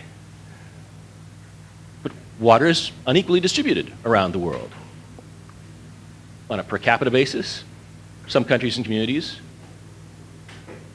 enjoy greater access to these resources than others, just through the natural variability in rainfall and snowfall, the availability of surface water and groundwater around the world. And the use of those water resources is also disparate around the world. Developed country economies devote more of their water resources to municipal drinking water, industrial processes, cooling of thermal power plants. Developing countries devote more of their water resources to agriculture, food production, and often have less availability of those infrastructure resources, irrigation schemes, reservoirs, and dams that would allow them to increase their agricultural yields. And this is one of the reasons why currently they devote more of their water resources to producing food than do developed countries like the United States, where our more efficient management of our water resources creates that surplus of water that we can then turn to other uses. And critically, for a more integrated, holistic management of this resource that's common to all, not only is water inequitably distributed around the world, but it crosses political boundaries. There have been a lot of implicit reference to decision makers, policymakers in our previous discussions, but not only does water resources cycle through a global system constantly mobile, from rainfall to surface water to groundwater flowing back to the oceans, evaporation carrying water back into the atmosphere, but these cycles cross international borders and local borders at all scales. So they are shared between countries, between communities, between polities, and therefore between different centers of decision making. These are the world's international river basins. These are the world's aquifers. Look at all those splotches across those international borders. And these are the quantities, the importance of water that's shared between different nations, different decision makers. Actually 283 transboundary river and lake basins around the world, and a significant portion of the world's water resources crossing those borders, shared between peoples, between countries, common to all, but across political dividing lines. How are we doing so far in ensuring water security? Many of the world's major river basins today are what hydrologists call closed basins, meaning that under current management practices, all of the water available in these basins is already now allocated to various human resource uses and needs and to maintaining vital ecosystem services. There is no buffer or very little margin of maneuver left over to accommodate new users and new needs in these basins that you see in that dark red color. The US Southwest, all across the Middle East and North Africa, through northern China, the bread baskets for billions of people around the world. Those resources are already fully allocated. Global pollution levels are rising. This is nitrogen pollution in basins around the world, historically and projected out to mid-century. And the darker colors, numbers higher than 1 on the graphic that you see down in the bottom right, indicate that the absorption capacities of those rivers are already fully used. 1 equals a pollution level that the river's absorptive capacity can handle. Higher than 1, absorption, pollution overload. For nitrogen pollution, which is largely a result of agricultural production, usage of fertilizers, et cetera. So meeting our food needs, trying to make water use more efficient, more productive, using, for instance, nitrogen-based fertilizers, then has consequences cycling back into the quality of those very water resources. Around the world today, many areas are already using more of their renewable water resources than are available on an annual basis. All of those red splotches are localities, countries, and communities that are using more of their renewable water on an annual basis than is available today. What are the impacts of these water stresses, these water scarcities? More than 600 million people, almost 700 million people around the world do not have access to improved water resources. More than 2 billion people around the world do not have access to improved sanitation services. Just to talk about the economic impacts of inadequate access to water resources, GDP growth around the world, if you're growing at 2% a year, 3% a year, that's really good. The world's fastest growing economy India grows at 6 or 7% a year. And yet the economic impacts of the environmental degradation of water resources, water scarcity, just to take some of the North African, Middle Eastern countries, can amount to 3% of GDP a year. In Pakistan, one of the countries that I work in often, 4% of GDP a year lost to the economic costs of water scarcity and environmental degradation. India, 6% of GDP a year lost. And the human toll is even more dire. The health consequences of inadequate sanitation, inadequate access to water in countries like Pakistan and India. 400,000 children younger than 5 years old die in India every year from diarrhea. 1/3 of all deaths and 2/5, 3/5 of hospital visits in Pakistan are due to water-related diseases. That's mind-boggling. And our demand for these water resources is growing. What's driving this increased need? Population growth. We're going to add 2 billion people by mid-century. Economic growth. Richer populations tend to use more water-intensive products and services. Their dietary possibilities change. Higher revenues, you can buy more meat, dairy, fruits and vegetables, more water-intensive food products. And it's really that question of feeding the world's population that has so far and will continue to sustain growth in our needs for reliable, clean water resources access. According to the World Health Organization and UNICEF, each of us in this room needs about, I think that the carafe there is probably about 1 liter of water. We need about 40 of those, about 40 to 50 liters of water a day to meet our daily drinking and washing needs. But the food that we're consuming, this is what's pushing the growth in demand for water. Those cups of coffee that are sitting in the back of the room takes 18,000, almost 19,000 liters of water to produce a kilogram of roasted coffee when you think of growing those coffee beans, producing those coffee beans, right? That's where the water pressures are. Just by 2030, 13 years from now, according to one study, there'll be a 40% gap in between the world's readily available renewable water supply and projected needs, without any miraculous technological solutions, just on current trends. Right? And those shortfalls, are distributed around the world unevenly. Major population centers, India, China, the shortfalls in basins across those countries can surpass 50% just in 15 years' time. And climate change is going to add to these stresses by affecting precipitation patterns, the timing, the amount of precipitation, the location around the world, the seasonality.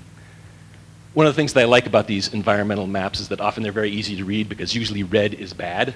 And in these global maps, baseline scenarios, business as usual, without shifts in policy,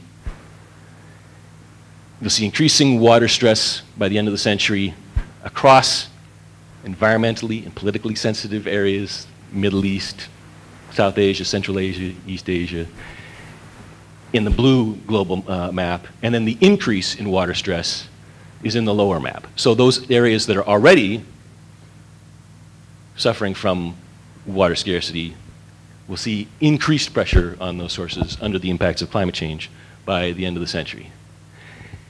And we know the human consequences, the societal consequences of those changes in access and those changes in availability. Just to take this example of Ethiopia, agricultural is highly dependent on rainfall, and just look at the way that rainfall and GDP track in that graph. Agriculture, I said before, it uses in many developing countries 80 to 90% of their water. And agriculture is often a significant part of the economy and a significant employer, particularly in these nations. So to refer again to India and Pakistan, Agriculture is about 20% of the national GDP of those two countries, but it's 40% of employment in Pakistan. It's almost 60% of employment in India. And under pressures from climate change, business as usual scenarios, the percentage change in yields just out to mid-century could fall up to 50% in these countries that you see as the red markers in this map. And the figures below the regional headings, Sub-Saharan Africa 15%, South Asia 18%, that's the regional percentage of GDP that comes from agriculture. So you can imagine the repercussions on livelihoods if these pressures, if these impacts are borne out. Again, by mid-century, World Bank projects that absent changes in our management practices and our policies, all the countries in blue on this map could see GDP fall by up to 6% in less than 40 years' time under the impacts of water scarcity and climate change. What might this mean for countries, communities, societies facing potentially increasing competition for access to water resources? Many analysts fear that this could lead to societal conflicts. In this map of Africa, the figures on the left-hand side are changes in precipitation and rainfall under climate change. And the figures on the right-hand side are possible increases in the propensity for civil violence, civil war even, or potentially international conflicts.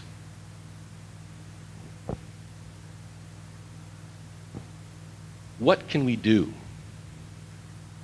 about these challenges to mitigate these pressures? Water managers at all levels of society, local to international, we need more information about our current water use, our future water demands, and about management possibilities. We need better infrastructure, both hard infrastructure, canals, pipes, and soft infrastructure, professionals, societal capacities, and better institutions, decision-making structures for gathering stakeholders, actors, consumers, to make choices about how to meet these challenges and make potentially necessary trade-offs. Information shortfalls. This is a global map of centers around the world reporting water data to a central collection facility, a central UN collection facility in Germany. The availability of that information, river gauges measuring flows, groundwater gauges measuring changes in our aquifers, is much higher in Western Europe, the United States, the developed world, than it is in the developing world, even where the developing world represents the major locus of those water pressures and challenges that I showed you on the earlier maps, right?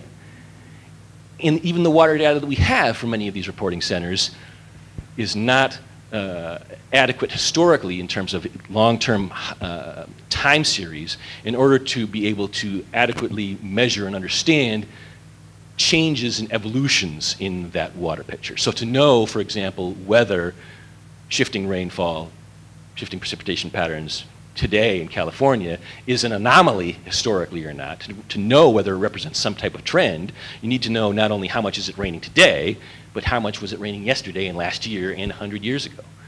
And we often don't have that information. Infrastructure, we're not investing what we need to be in terms of projected demand to meet those challenges. And water development is not a priority as it should be around the world, and particularly for many countries facing the most severe water stresses. You can compare the black bars in this graphic, military expenditure, to the light blue bar, expenditure on water supplies. And institutions. If we need to manage water across political boundaries, then we need to have agreements, architectures, treaties, arrangements to make decisions about those water supplies. But if you divide the planet up into all the national pieces of transboundary river basins, and you ask, does that river, the Nile, which supplies 11 countries, the Indus, which supplies 4, for example, if you ask, are all of the riparian countries, that's all of the countries along the river, are they members of some type of international arrangement? Does the treaty or the institution have mechanisms for making decisions about changes in water flow? Does it have a conflict resolution mechanism, for example? You see that worldwide, most of the world's international basins do not, in fact, have any transboundary arrangement at all. Those that do often lack these vital functions and procedures like conflict management.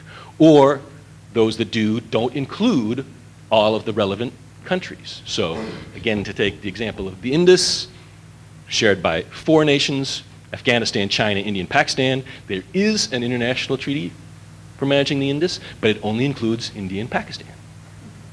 So we have serious institutional shortcomings to manage as well. But we know these investments can pay off if we can make them. In this graphic, in this map, we can see both Western Europe and Africa.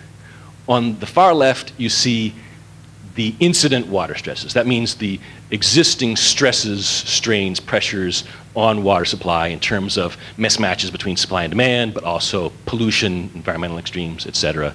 And remember I said before, red is bad, so the deeper the kind of reddy orange color, the higher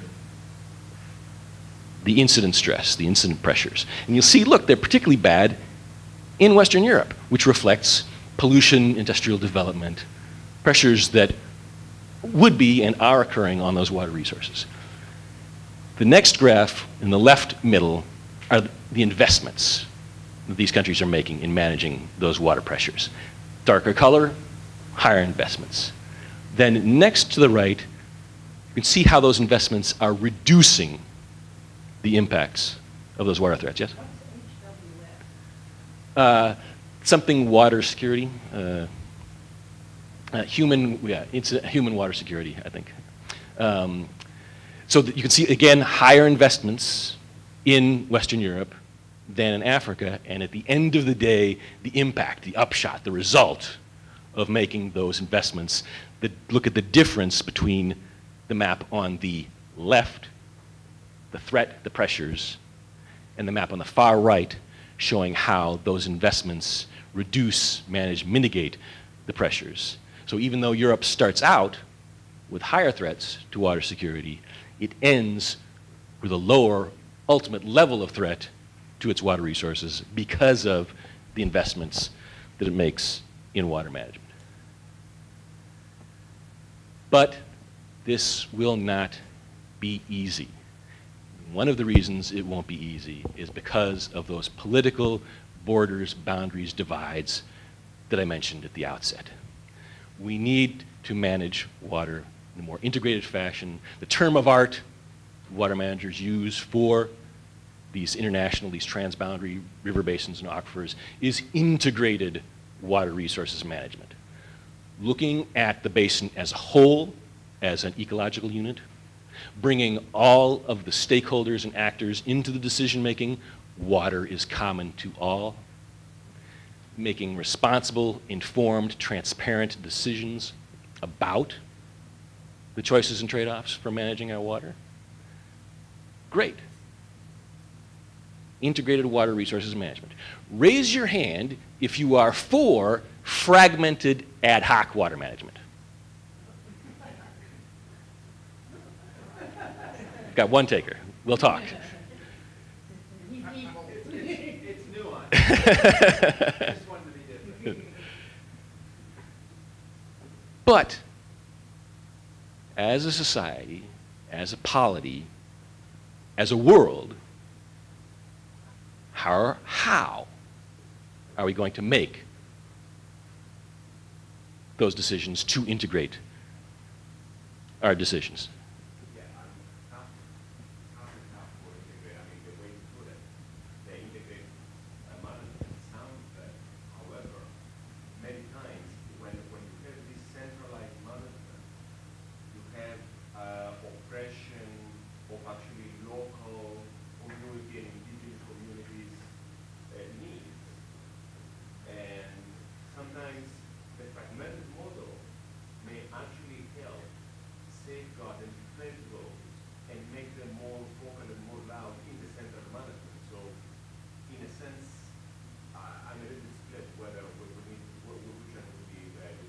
Sure. No, and if you let me just go on for a second, we'll come to that, because that is an excellent and fundamental point, that integrated water resources management in the minds of most practitioners does not necessarily mean centralized management, but it's a challenge for how do we open up the aperture wide enough to incorporate the different users and stakeholders at this basin-wide level, and yet respond to and represent local specificities, right? And close down the system ultimately to make decisions, right?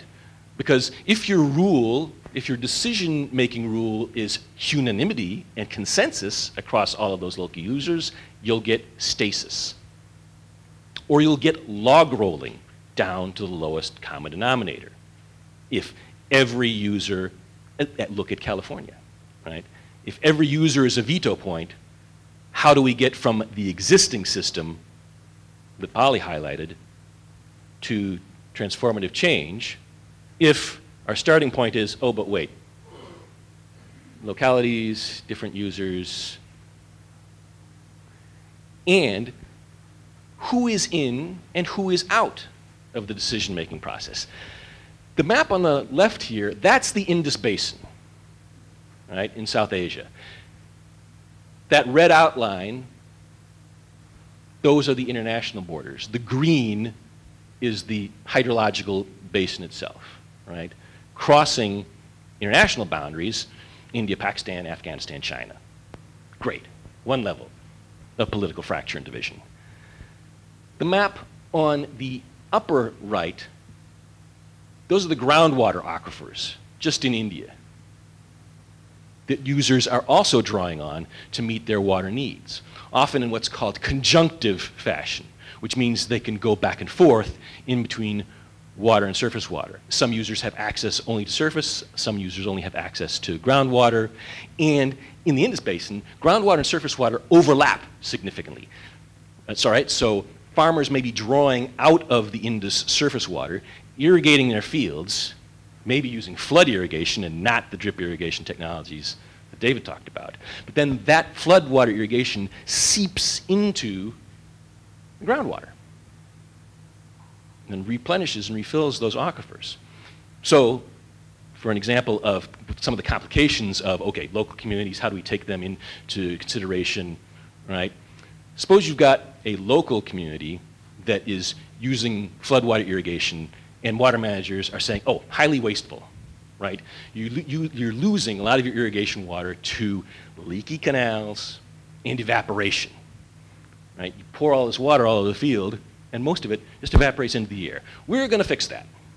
We're going to use drip irrigation technologies so we can deliver water right to the roots of the plants and use water much more effectively and efficiently. Wonderful. Except two things will happen. One, farmers will say, oh, now I've got a lot more water.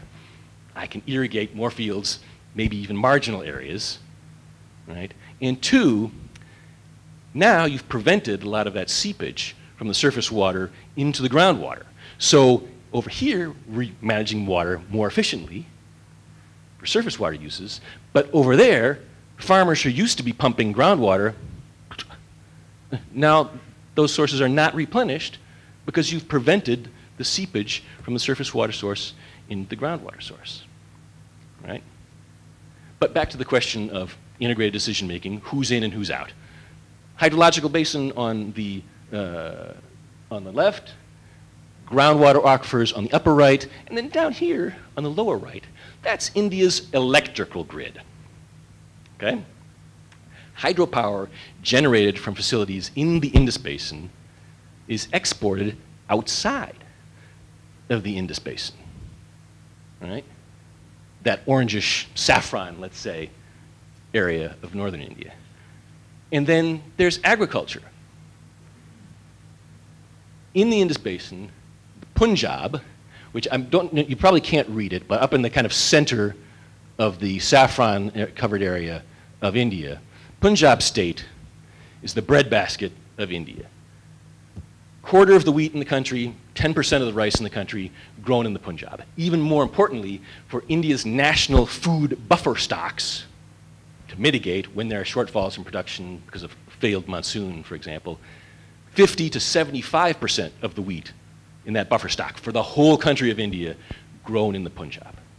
30 to 50% of the rice in the national buffer stock grown in the Punjab. Okay? Which means that there are stakeholders, there are in effect water users through the food supply, through the electrical supply, all across India, who are not located in the Indus Basin. So when you are making decisions about the Indus Basin and saying we need to take account of different communities, we need to take account of different stakeholders, when India, as a national polity, is making decisions about its water management, the Afghans, also part of the Indus, are they in or out of that decision making? Right? The people who live outside of the Indus Basin but use the electricity, are they in or out? People who are eating the food grown in that basin, are they in or out? And on what basis? On what basis would you have electricity users outside of the Indus Basin telling water managers inside the Indus Basin, this is how you've got to run your turbine, because I'm a stakeholder? Maybe we can square that circle. I'm not saying that we can't. I'm just saying we have to figure out how. And it won't be easy. And principally, one of the reasons why it won't be easy, my final point, is because water is common to all, but our decision-making procedures are not. We need to make the choices, make the trade-offs, make the agreements, have the dialogues in order to make those decisions. Because we won't be able to get water to its highest use, as Polly was saying, if we don't. Final example. You may have been reading in the news recently, if you've been paying attention in the past few years, Syria, Iraq, anybody heard of those countries? Syria and Iraq, Turkey as well, are in the Tigris-Euphrates basin. All right? And if you were managing the Tigris-Euphrates holistically in integrated fashion, if you were the Ottoman Empire and not the nation states that we have today, and you were saying we're going to devote water to its highest use, you would not be building dams and reservoirs or even growing much food in Iraq and Syria, because those are dry, arid countries. Right? Agricultural production in those countries isn't as high as in other countries of the world could have better, more regular access to water resources. Right? So you would import food into Syria and Iraq. And in fact, the Middle East is the world's largest importer of foodstuffs. Countries like Egypt, Jordan, they import 50% or more of the calories that they consume. So they are making water savings in a certain regard, because they're not using as much water resources to grow food as if they were trying to be autonomous, but they're relying on international markets to meet their basic food needs. Right? Similarly with hydroelectricity and water storage. Right? You would not build dams downstream in Iraq and Syria to create reservoirs, because those are dry, arid countries. A lot of that stored water is going to evaporate. So if you were managing the basin holistically, if you were the Ottoman Empire, you would say, let's build the dams upstream in Turkey. Right? Better conditions for water storage and better conditions for generating hydropower. Because how is hydropower generated?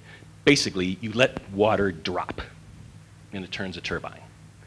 You can let water drop in a more mountainous area where when you build that dam, it holds back a reservoir and lets water fall, than you can in a flat landscape where you have to build a huge reservoir that floods tremendous territory in order to get enough of a water buildup behind the reservoir, right, to create that drop.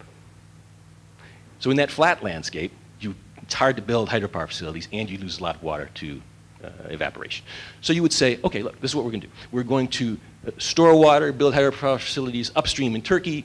That's where we're going to build the irrigation and agricultural schemes. That's where we're going to generate hydropower.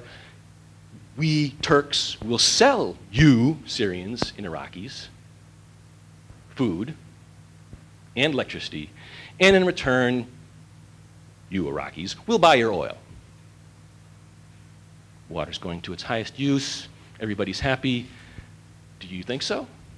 Do you think Iraq and Syria want to depend on Turkey for their food security?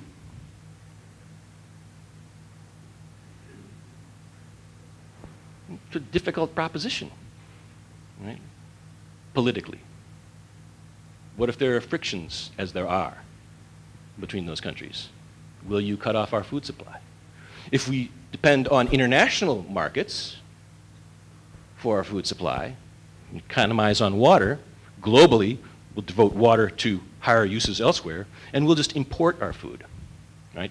But then what happens, as in 2007, 2008, and again 2010, when there are global food price shocks, and you see bread riots around the world, and policymakers, decision makers, responding to those pressures back through subsidies, devoting resources to politically powerful communities, right, in order to try and offset those political pressures. All right. So integrated water resources management, yes, but how are we going to do it? Folks online, answers? Okay.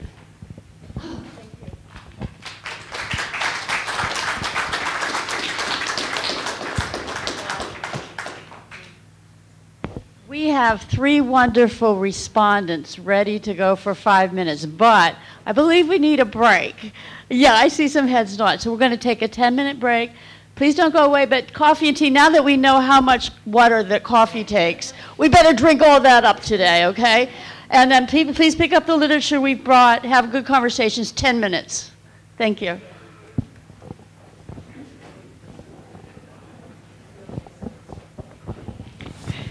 We could have gone in another hour listening to you. Yeah. One of the reasons I'm here is to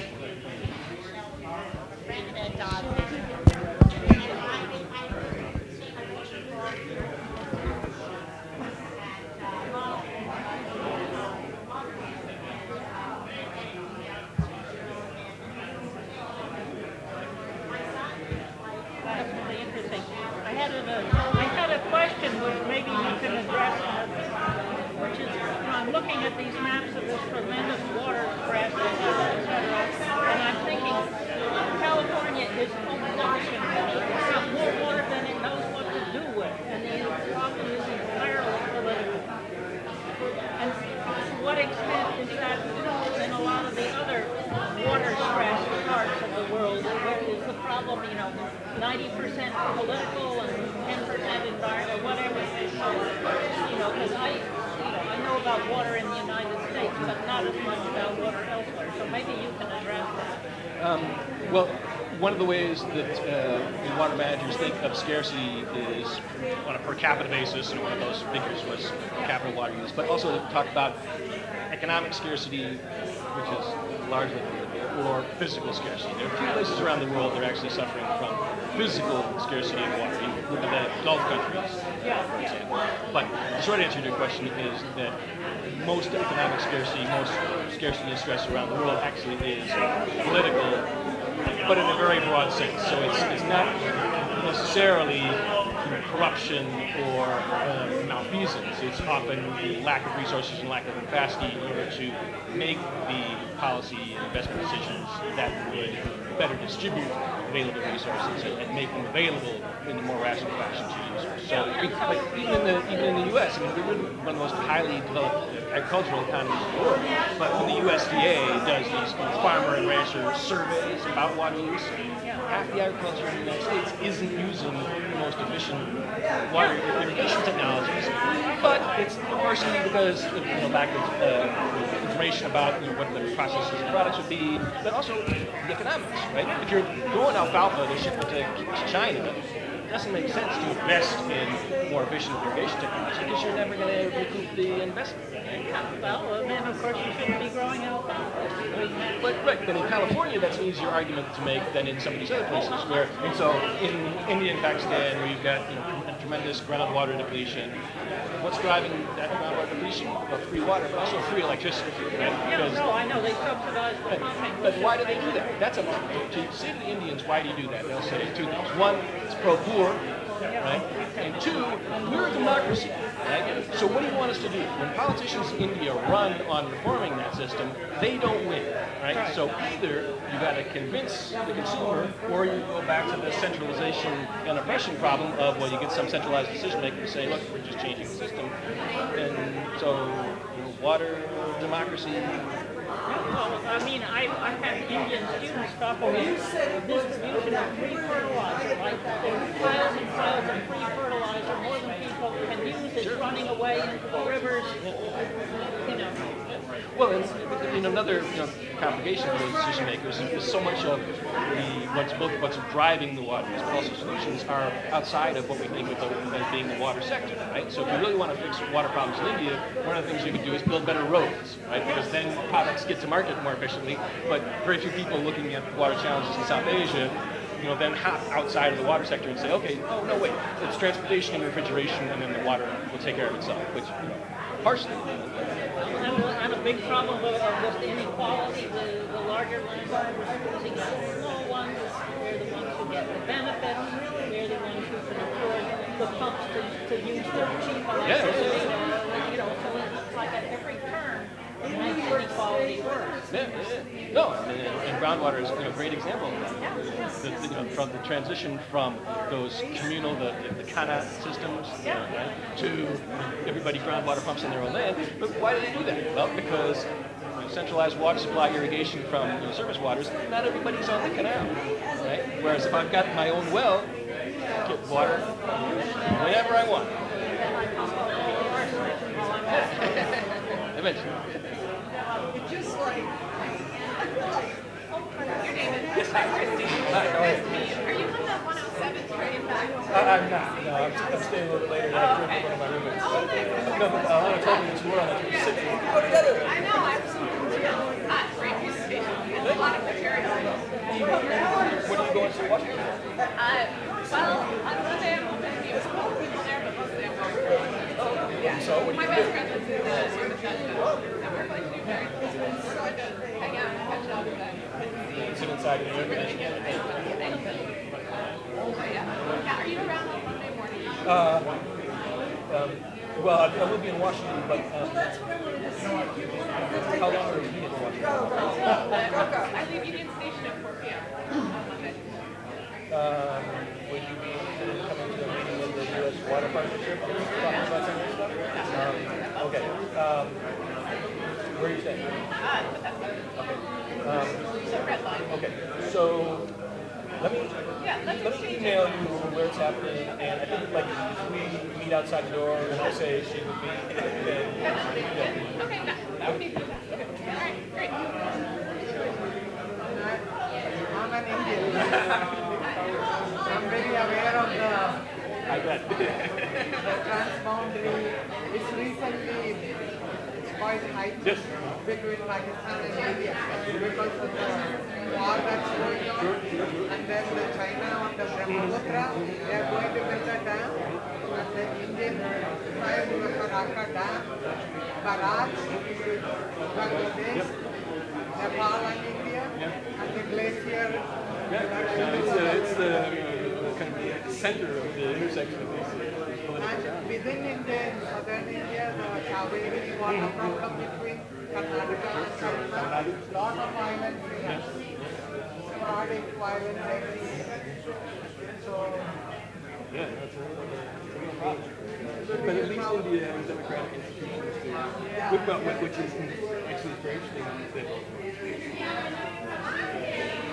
Ultimately, it shows that many of these problems are not necessarily solvable, but managed. And that the existing existence of democratic institutions, the court systems, it may look like it's inadequate, kicking the can down the road, and then there are, of course, the social issues of, well, okay, but do certain communities have greater access to those institutions? Are the powerful elites that are able to represent themselves in place?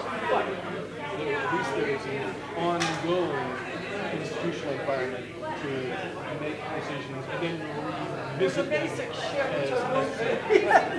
Because the population pressures, the economic pressures, the policy, these are all ongoing through time. It's a mistake, I think, to believe that there is a fix that we will find solutions to just do that. People know this technology, that policy, and then we're done. No, because there will be new users, new demands, new environmental pressures. So one of the most important elements of this democratic system is the temper, right? You have to be more defensive. I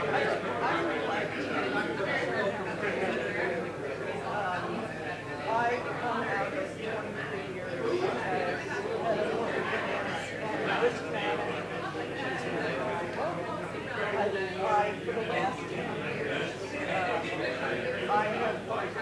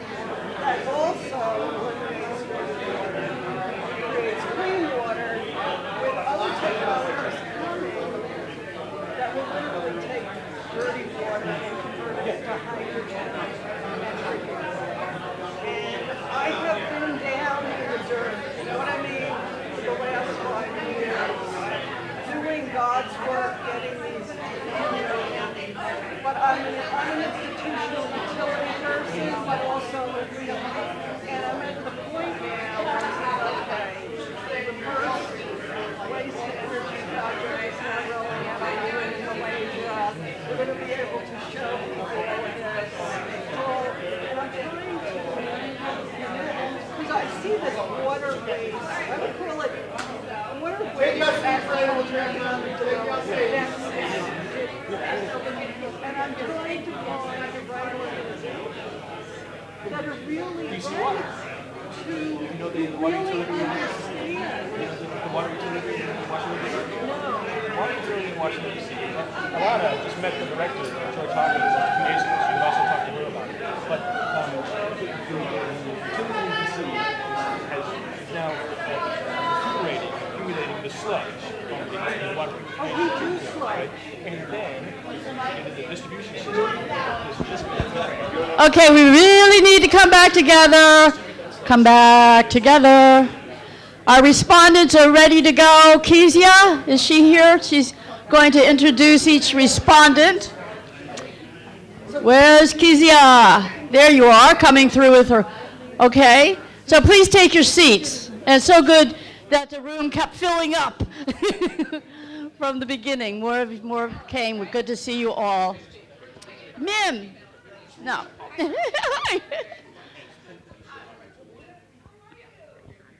Do you want to just sit right there? Yeah.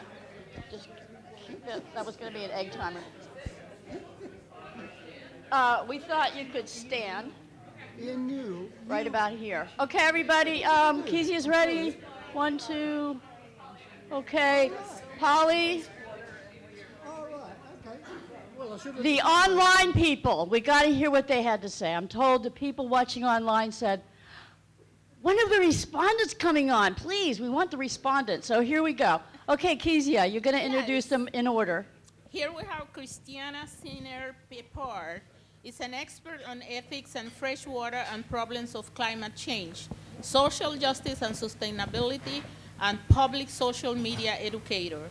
She is author of Just Water, Theology, Ethics, and the Global Water Crisis, co-editor of 2 volumes, including Just Sustainability, Ecology, Technology, and Resource Extraction, and the author of numerous peer-reviewed articles on environment ethics in an area of economic globalization.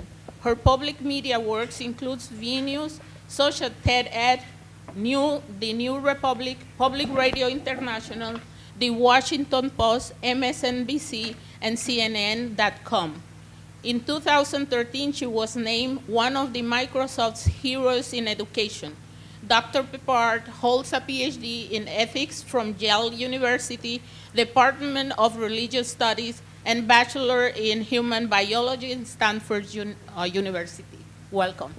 Thank you. Thanks for having me. To those who are here in 3 dimensions and those who are more digitally mediated, it's great to see you.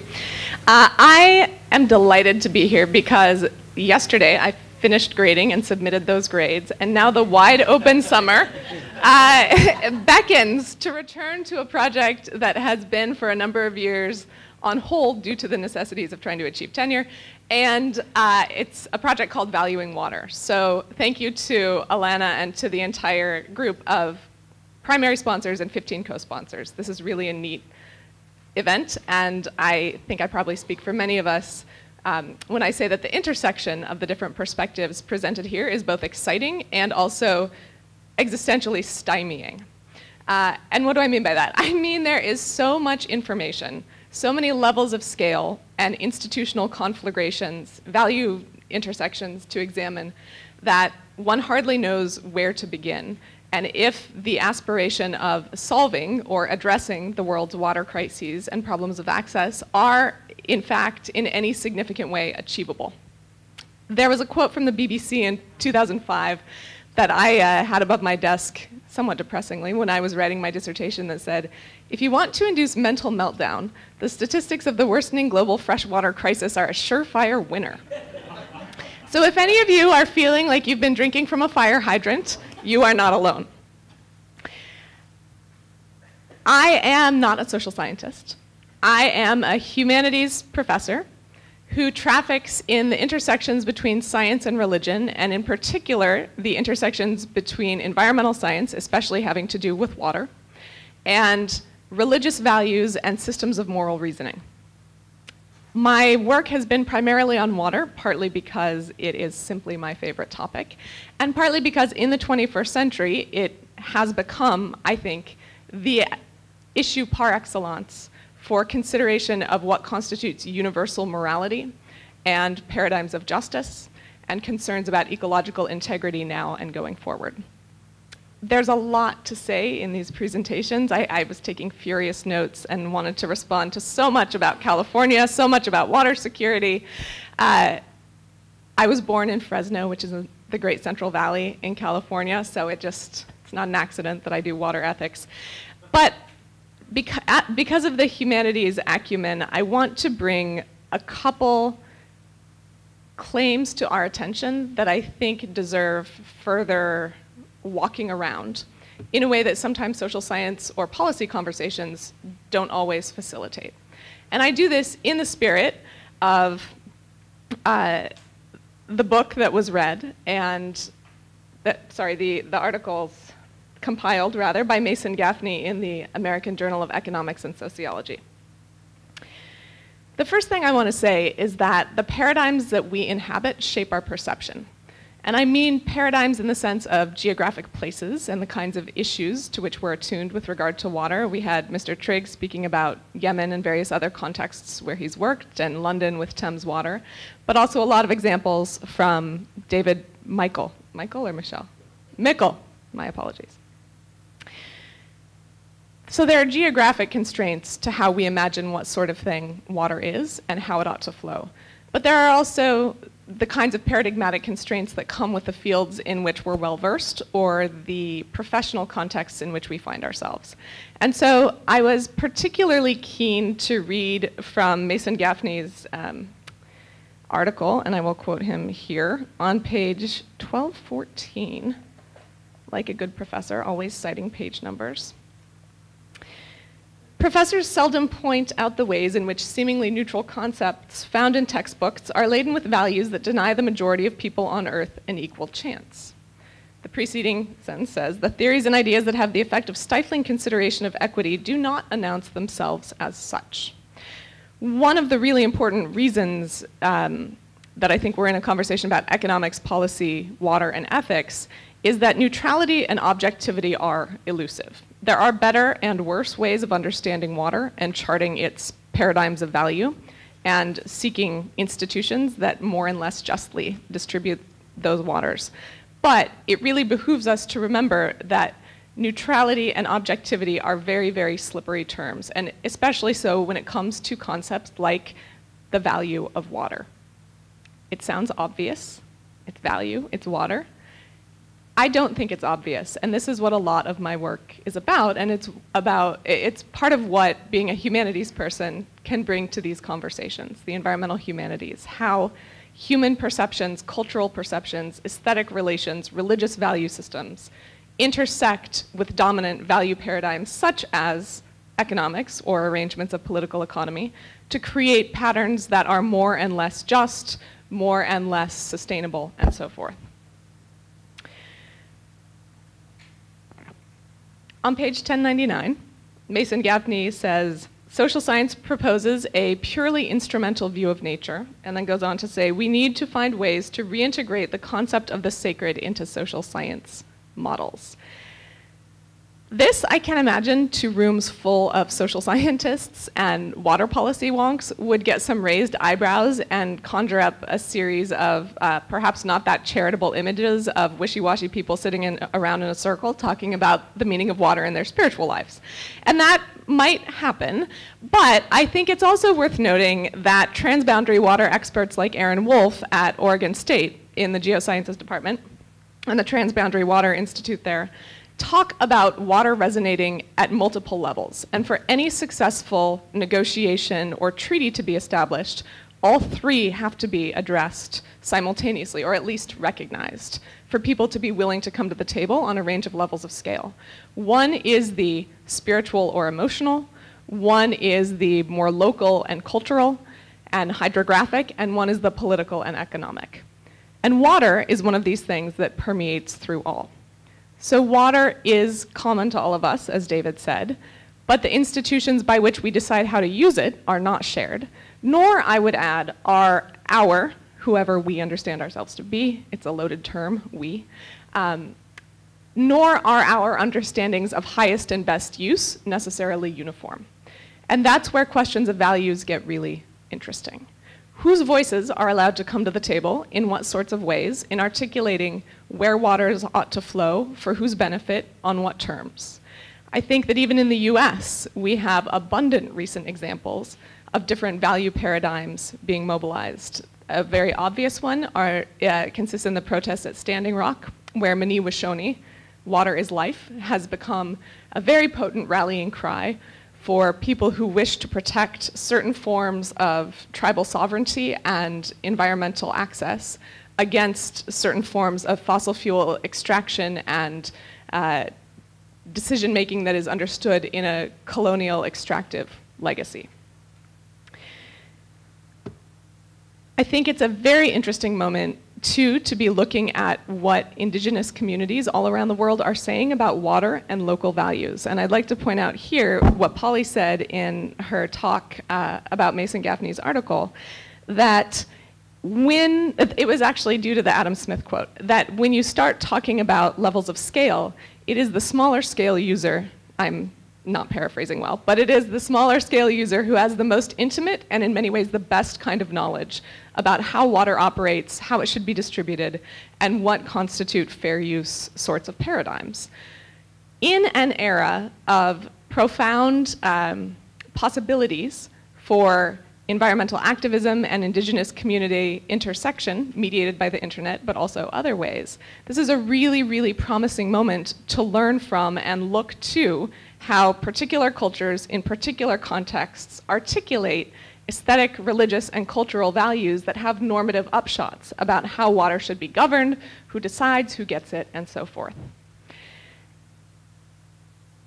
As someone who wrote a chapter of her dissertation on the Catholic Church and the surprising turn that the Catholic Church took to endorsing the human right to water in the first decade of this century, I also want to say that it is not just the liberal lefties, if you must stereotype them that way, who are interested in talking about multiplicities of values.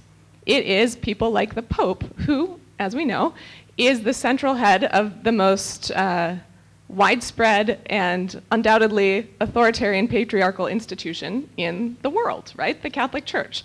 So an entity as prominent as that has said in no uncertain terms, most recently in 2015, but in ongoing addresses, the Pope has noted that there is a human right to water and that this is in fact fundamental to the articulation of all other rights. So too, he has endorsed the turn to indigenous communities who should be the first consulted when major projects affecting their land are proposed. That's a direct quote.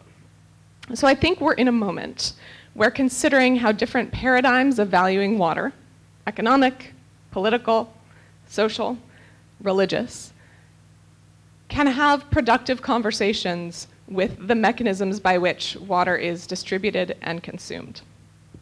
Does this short little traipse through the humanities and notions of water, not just as a hydrological entity, but also a hydrosocial one, that is, as one that mediates human relationships on all levels of scale, does this traipse through humanistic discourse give answers to some of the pressing issues that we've heard about today?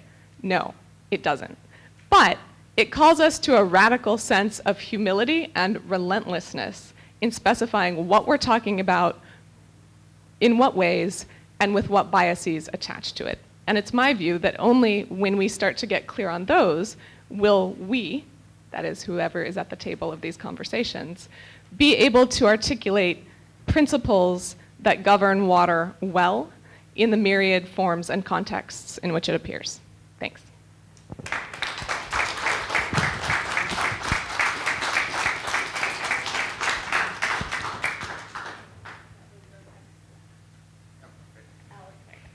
The next one, Alex Bocamp is the Northeast Region Director at Food and Water Watch, based in the Brooklyn office. Alex oversees all organizing efforts in New York at the Northeast.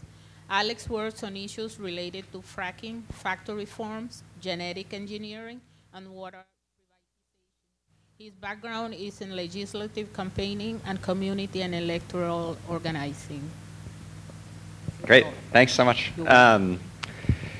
So I come, I think, from a pretty different perspective from others in the room. So as I guess you alluded to, I work at Food and Water Watch. So we're a national organization, and I'm really an organizer, right? So we're running sort of on the ground grassroots campaigns on a whole host of water related issues. And, you know, I think I've been to a lot of these, right? I think because water is in our name, I go to a lot of like water conferences, water talks, panel discussions, et cetera. And I have to tell you, for years, it felt a little bit, not in a bad way, but just a little bit academic, right? And perhaps disconnected from the real work on the ground, right? So like when I'm trying to get whoever, someone in Brooklyn to go take action to stop fracking in New York, it felt like where he was at and where the discussion of these conferences was at was pretty different.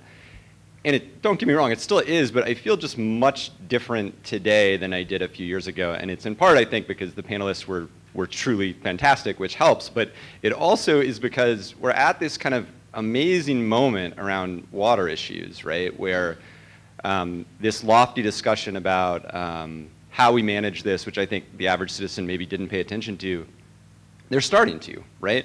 So you think about the biggest environmental campaigns, the most high-profile environmental issues where people are really doing stuff, right? So not the Times series on climate change, which is truly fantastic and people should read. But what are people on the ground actually doing? It's all related exactly to water, right? So I would argue that in New York, the highest profile state environmental issue for several years was fracking, and I think it still sort of is, right? So even after we banned it, where people are really taking action is fighting against pipelines, whether it's the Pilgrim pipeline coming through the Hudson Valley, the Northern Access pipeline in Western New York, which Governor Cuomo just stopped after a huge grassroots movement. That's where kind of the action is in New York.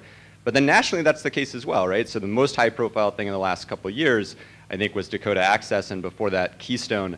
Those are climate change issues, but there's a reason the slogan is water is life, right? That's what on the ground real people feel viscerally.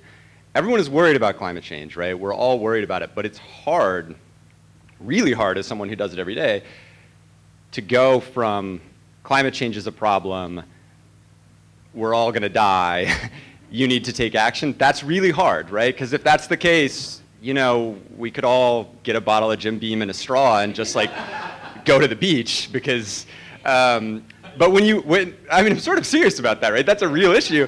But when you're talking about someone's water coming out of their tap, you know, if you're fortunate enough, as most in the US are, to have that situation, people get that at a visceral level. They get it across party lines. It really isn't just the leftists. You know, for years and years on the fracking campaign, I tracked the poll numbers incredibly closely. It was the flip of almost every other political issue in the state. We polled better upstate than down, and we did it the entire time, all the way until the ban. So people didn't like fracking anywhere, right? But they liked it much, much, much less. That's not true, actually. They liked it in the suburbs, of course. But upstate, they liked it much less than downstate, and I think that was really significant. And that's the case, by the way, across the country, right? People don't like this. And they don't like it because people get that water is fundamental, that it really is essential to life. I want to also, I thought the question from someone in the back earlier about sort of who gets to decide how do we manage this stuff was really fascinating. And from my work, I'll just say you don't have to go to the developing world to get to that question, right? So one of the other really high profile things we've worked on is the sort of ongoing water crisis in Flint. So this got a lot of headlines, and most of the headlines were about, you know, the state of Michigan knew these people were drinking poisoned water in Flint, and they did nothing. That's reprehensible, and if you want to argue that Governor Snyder should resign, I won't argue with you. But lost in that discussion was sort of how it happened, right? So it's not just that there are lead pipes in Flint, it's also that they changed where they got their water from, right? So for years, people in Flint were drinking from DWSD, the Detroit Water and Sewerage District. That's where they got their water. And it wasn't until not we, but the people of Michigan, really Governor Snyder said, look, your city is broke, we need an accountant to run it.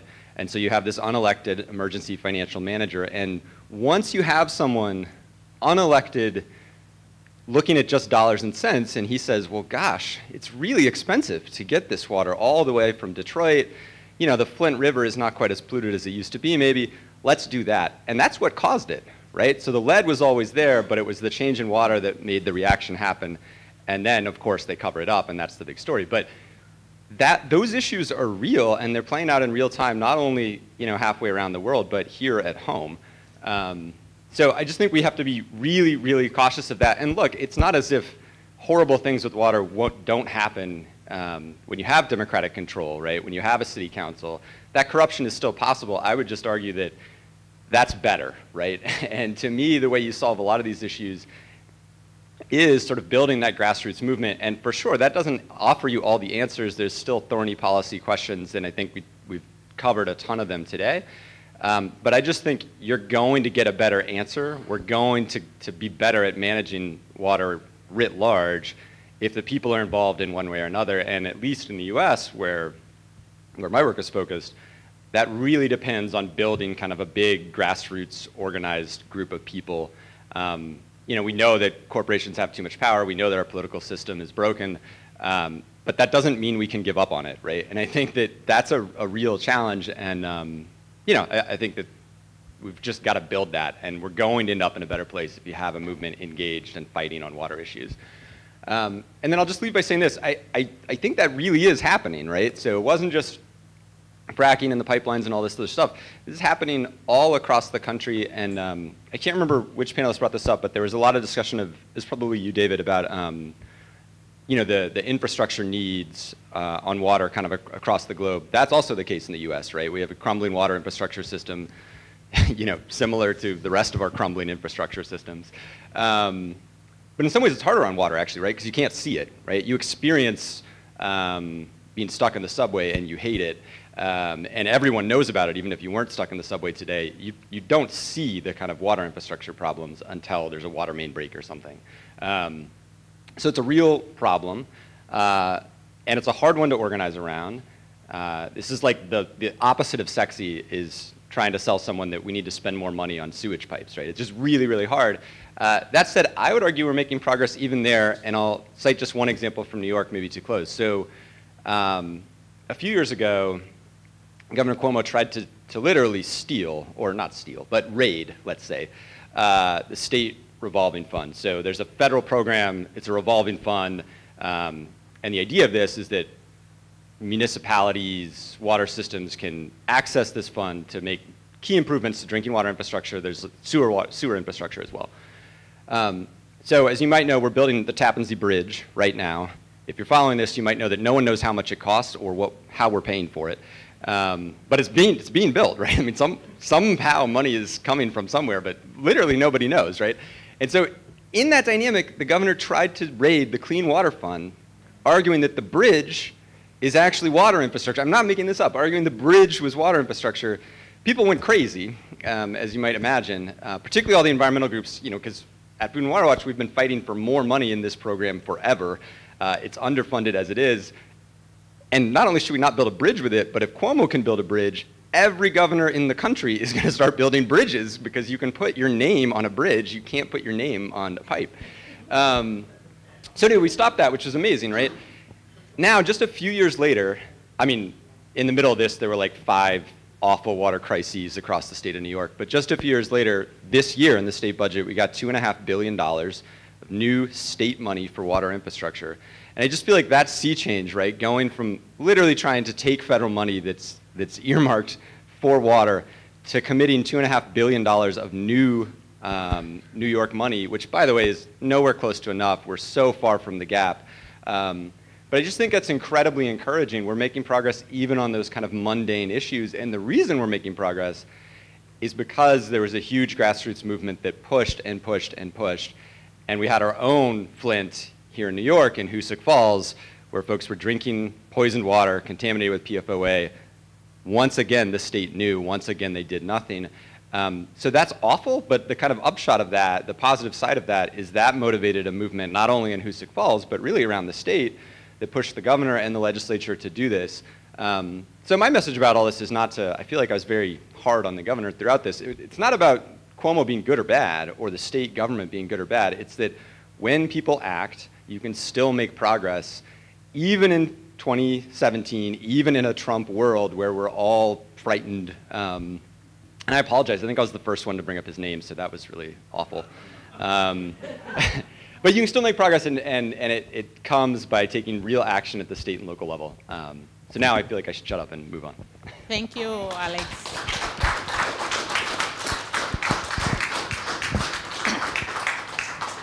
Our next respondent is David Ward. He's a chair of Trinity Church Wall Street Environmental Justice Committee. The committee recently contributed to planning of the 2017 Trinity Institute Conference on Water Justice. David has been Senior Director of Facilities and Capital Planning for the Performing Arts Center, New York City Center since 1995. In addition to planning and running building restorations projects, he is responsible for energy efficiency and environmental safety. Mr. Ward holds an MFA degree from the Yale School of Drama, 1975, in theater design and technology. Mr. David, the floor is yours. Thank you, and thanks very much for inviting me here today. As you can tell, perhaps by my introduction, I'm the one person on this panel who's really not a professional environmentalist in some way. I came to this from my professional work as a capital projects director for cultural buildings, and got interested in the built environment and its effect on the environment. And also I took a business trip to New Orleans a few years ago and discovered what a terrible job that city and the Army Corps and the politicians have done on managing the entire Mississippi Delta. And so I started to feel like I should try to do something other than helping produce theater projects. And so when I start thinking about water, and what I want to say here, I think, is kind of a response to my own feelings of being overwhelmed and hopelessness. I think many of us probably share these, and when I hear all the statistics we've heard this morning, it just makes it worse. But there clearly, water has major implications for society as a whole. And I think the Mason-Gaffney ideas around taxation of water rights make a lot of sense, although I'm no economist. But I wonder how some of these ideas can actually be put into effect, and also some of the ideas that David Mickle, I'm sorry, I got that right, okay. So I went back and reread Naomi Klein's book, This Changes Everything, Capitalism versus the Climate. And she says, our political class is wholly incapable of seizing those tools and implementing those plans, since doing so involves unlearning the core tenets of the stifling free market ideology that governed every stage of their rise to power. Then she goes on to describe a conference she went to in 2012, where this fellow Brad Werner, who's a systems analyst and a professor at UC San Diego, he had developed a computer model and concluded that global capitalism has made the depletion of resources so rapid, convenient, and barrier-free that Earth-human systems are becoming dangerously unstable in response. But there was one dynamic in his model that offered some hope, and Werner described it as resistance. Movements of people or groups of people who adopt a certain set of dynamics that does not fit within the capitalist culture. And he argued that from history, we can see past social movements that have had a tremendous influence on how the dominant culture evolved. And Naomi Klein comments on that. She says, there have been social movements that have succeeded in challenging entrenched wealth. These are movements for the abolition of slavery and for third world independence from colonial powers. Both these transformative movements forced ruling elites to relinquish practices that were still extraordinarily profitable. So she asks, how do you change a worldview, an unquestioned ideology? Part of it involves choosing the right early policy battles, game-changing ones, that don't merely aim to change laws, but change patterns of thought. So, having read the Mason-Gaffney article and listened to the talks today, led me to ask myself and to pose this question to anybody who wants to tackle it. Can the economic alternatives being proposed actually promote reciprocal relationships amounting to cultural change that will not only stop but reverse the destructive road we're on? Or to turn that question around backwards, are social movements that promote reciprocal relationships the only way that economic cultural change can be put in place and accepted? So, one word that Christiana said in her talk was relentlessness. And that really resonated with me. I think in spite of the hopelessness and the feeling that we should just take our Jim Beam to the beach,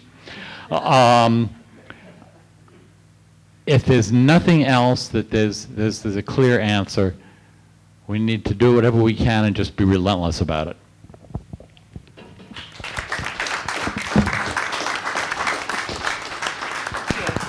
Thank you, 3 wonderful respondents. We think, do we get our 15-minute extension? We're trying to get 15 minutes. But anyhow, we're going to open it up to all of you. I see you first. What is your name? Okay, Jody. Okay. Is Polly here? Oh, great. Oh, great. I'm Jody Weiss, and I'm here representing Yoshiko Tatsui, who has a boat that travels around the globe called the Peace Boat, and it talks about our sustainable planet. And in 2020, he's launching the Echo Ship, which will visit 100 countries, talking about the protection of the oceans and security. And Polly, I was really struck by your presentation, and I guess my question is that there's such a complexity to what you were describing, and I wondered how to consolidate, condense all of that knowledge down into a way that consumers, that the public, the people who vote can understand it, because there is a crisis here, there is an urgency, and I think the professor said it really well. It's just like an overwhelming quality here, and so I wondered if you had any thoughts on that. Well, I mean, one certainly feels overwhelmed looking at California water. On the other hand, there have been historical periods in California, notably the late 19th century, when we had the Right Act irrigation districts, where the public really did take action. The farmers voted to create irrigation districts financed by land taxes, which very quickly broke up the large speculative land holdings, and this lay behind some of the most productive development of California agriculture that ever happened. I mean, later it got forgotten, but you know, every now and then people get up on their hind legs and fight back. It's not easy, and of course you've got for all that it's good for the locals to fight back, sometimes the locals are NIMBY trying to take theirs at the expense of everyone else. It's complex and it's not easy. But I was just going to say the privatization of water is such a complex, controversial issue, and if it is a solution, like the idea of blue gold, like if privatization can manage this better, how do we frame it in a way that's marketable, that educates, that's understandable, so voters can then get behind it, and civil society? And I guess that's a better way to frame this question. Well, you can, as it were, privatize the titles without privatizing the value. In other words, if you make people pay for those water titles rather than giving them away, people will use them much more in the public interest, because, you know, the public is saying, this water is ours, we're leasing to you the right to use this water to create crops and so forth, but the water belongs to the public, and the public is licensing it to users. And that's very different from saying that, the water is my right because my great-great-great-granddaddy took some of it first. I like to think of it as a conditional private property right, conditional on paying the commons rent, the rental fee to the society for that use. Now I saw Yanni next, and then here, and then does Christiane have it? Okay, you, and then Yanni, and then there. This is just a quick response in terms of resources that I and other non-specialists have found helpful. Circle of Blue does fantastic reporting on water issues and has a range of various assessment mechanisms, daily reporting, and informational sheets that are fantastically useful. You can find them on Twitter, on the internet, everywhere, circleofblue.org. They're related to the Berkeley-based Pacific Institute, which has a series of really great reports on California water, issues like fracking, a range of others for those who care to educate themselves on specific matters. And then, since Alex might not toot his own horn, Food and Water Watch also have a lot of resources on a range of issues of environmental concern pertaining to water, as well as infographics. And finally, the Natural Resources Defense Council also has a ton of studies going on that are joint public sector and academic, and really great ways of communicating those findings.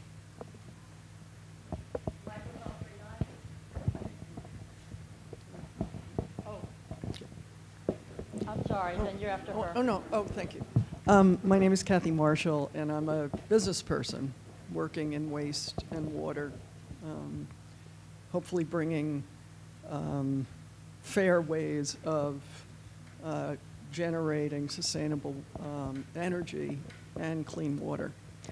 And in everything that everybody's talking about, so much of solutions are in the dirt, coming up with actual facts and figures about what is the state of this municipality or that municipality or this farm or that farm in terms of literally, you know, the wastewater or the, you know, the pipes or the infrastructure on the ground, what is literally broken, and if an engineer wants to, you know, if you want to create a program,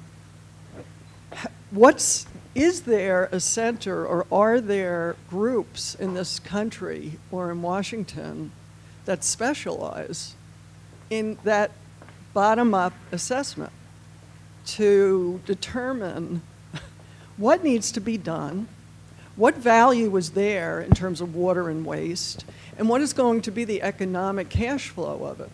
Because I'm searching and I'm not finding it. And you know, I was speaking with friends who did it in the UK, and they said that when the UK privatized water, the valuation process was so bad, they underestimated the leakage by 40% in the pipes, and they overestimated the operation and maintenance cost and the capital expenditure cost to the tune of 40%.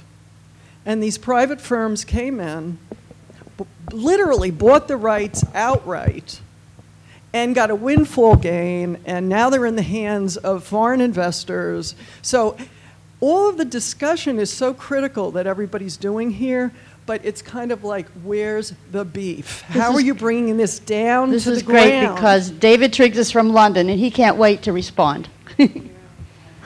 Well, it's nice that somebody referred to privatization. In my career, it took me through, I joined and got involved in sewage treatment as a public service, not as a private business.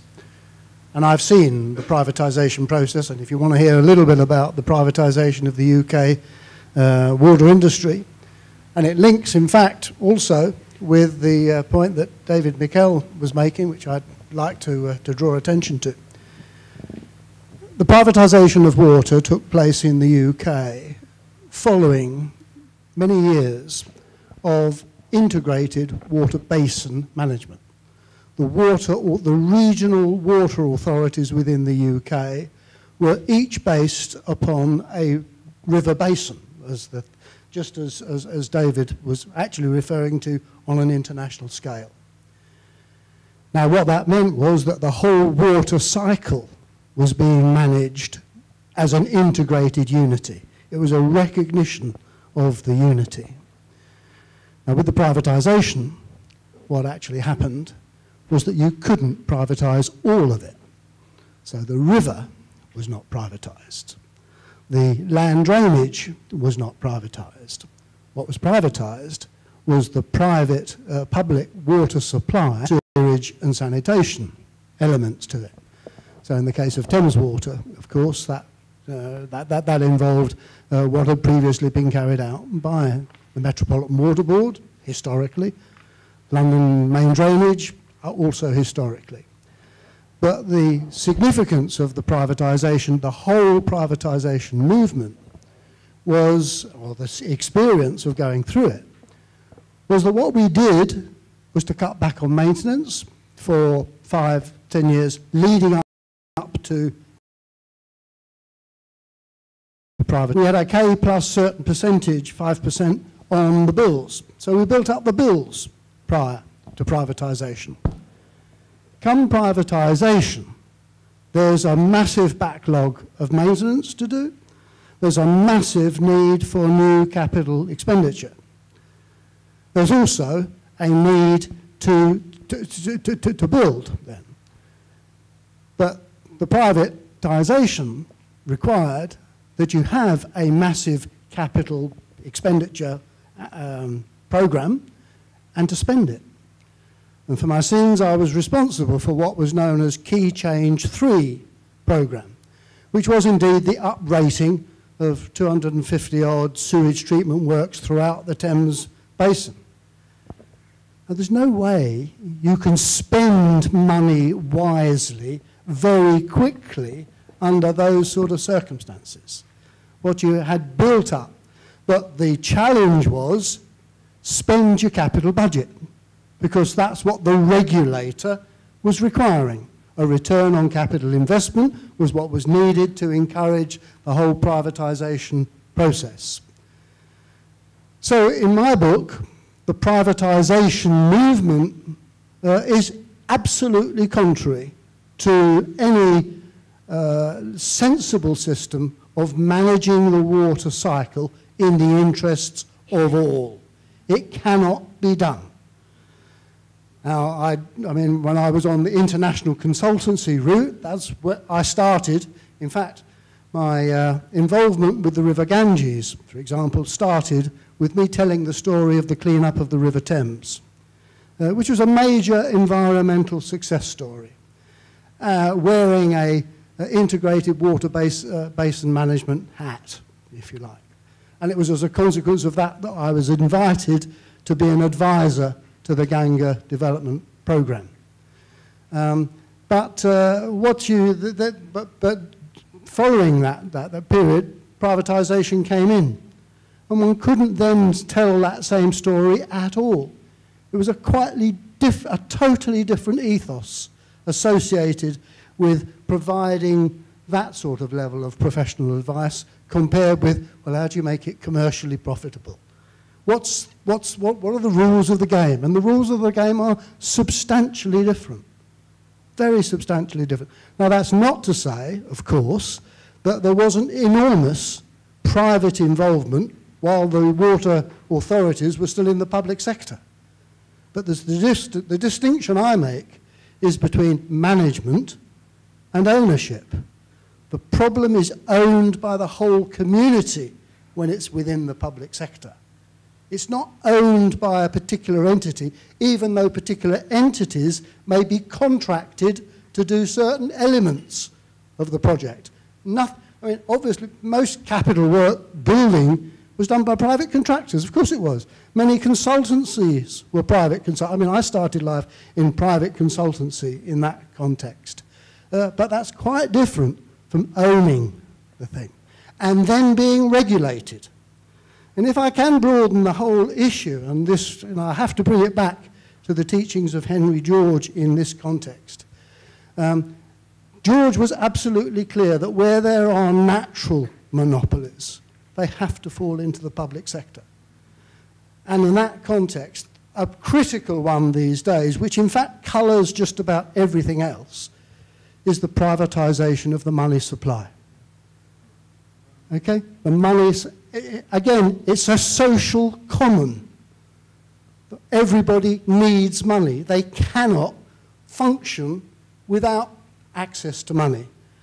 And yet we've privatised it. You privatised it with the Fed. We privatised it with the Bank of England and the rest of it. Built on debt. And we have allowed private corporations to issue the currency of the realm for profit. It's not controlled. The money supply is not controlled in the interests of all, at all. And it really, that was the point of me coming here. Although I've got a basis in water, so I had a certain credibility in that context. But the real message that I'm looking for people to take away from here is that water is but one illustration of a whole range, which all comes down to, as I've put it, natural commons and social commons. And they are both vital. And unless and until there is a recognition of that distinction between what's due to the individual, what's due to the creator of the world, if you like, the respect for nature, and what's due to society. That was my triangular diagram was all about. And it extends way beyond water. It's fundamental to water, but it encompasses so much more. And that's, for me, the link. But the privatization of water, again, for me, was a significant turning point of ignorance, of ignoring the nature of the entity we're speaking about.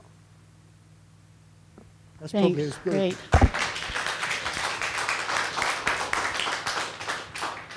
Yeah, I would like to thank all the organizers. I have to tell you that it's for the 6th year. In 2 weeks from now, at the annual Left Forum, I'm going to hold for the 6th year a panel called Occupy the Commons. And, you know, Joshua Vincent has been on it, Ted Gwartney has been on it, Fred Harrison. This year, hopefully, Mason Gaffney will be there, and Marty Rowland also, who is on the board of directors of the Henry George School. So I think the idea of the commons is actually our hope to build like a broader coalition across outdated and meaningless political labels like progressive, liberal, left, right. These mean nothing because actually both sides, the left, for example, has been the useful idiot of the right, and then the right has been the best enemy of its own self. And back to Polly's criticism, I think, Polly, it would be more constructive if we actually, instead of criticizing the free market doctrine, actually how to illustrate how we don't have free markets, and back to our wonderful activist, that we don't have capitalism. So if I hear like Naomi Klein calling this system capitalism, she's digging her own grave. Because once you call rent extractors capitalists, you give them, and you absolve them from all their sins, and you give them the false argument that, it's because of, the natural law and because of the free market. I did better than you, so I am entitled to what rent I extracted, and that's the worst thing we can do. So stop calling this system capitalist system, because it's not a capitalist system and it's not a free market system. So all this criticism should bring to a different rhetoric and discourse, which is going to bring us all, make us realize that we're all on the same team. So the Commons has very promising leads towards more political integration across party line and across traditional lines and definitions. Now, the last point I was going to bring is, of course, the conundrum, the Gordian knot of public investment, financing and subsidizing private gains. And what about ideas of taxpayer share in the public infrastructure that the taxpayer pay for?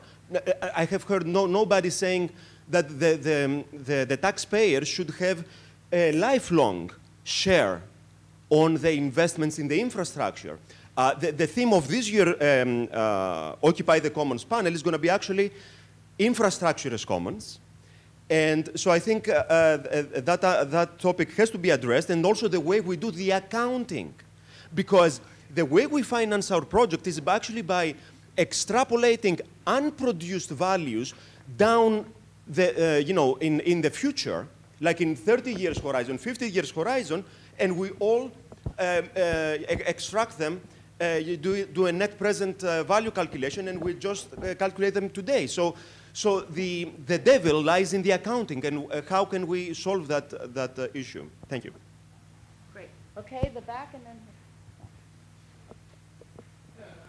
First, a comment on the terminology. Privatization is associated with taking something that was a public we associate the term privatization with taking a public resource that was perhaps freely given, putting it in private hands who then sell it back to us. And what we're talking about here, I believe, is something that's in between, because it's still a publicly owned resource. It is being sold at a fair price based on basic needs starting, and then having a surplus sold at a market price. So I think a really important term to use is propertization, where you take common property and put the right price on it without giving it away for private profit. I think Peter Barnes maybe coined that term, but I think it's really useful to try and use that term so that people don't assume you mean privatization when you're talking about having a certain charge for a basic amount of water.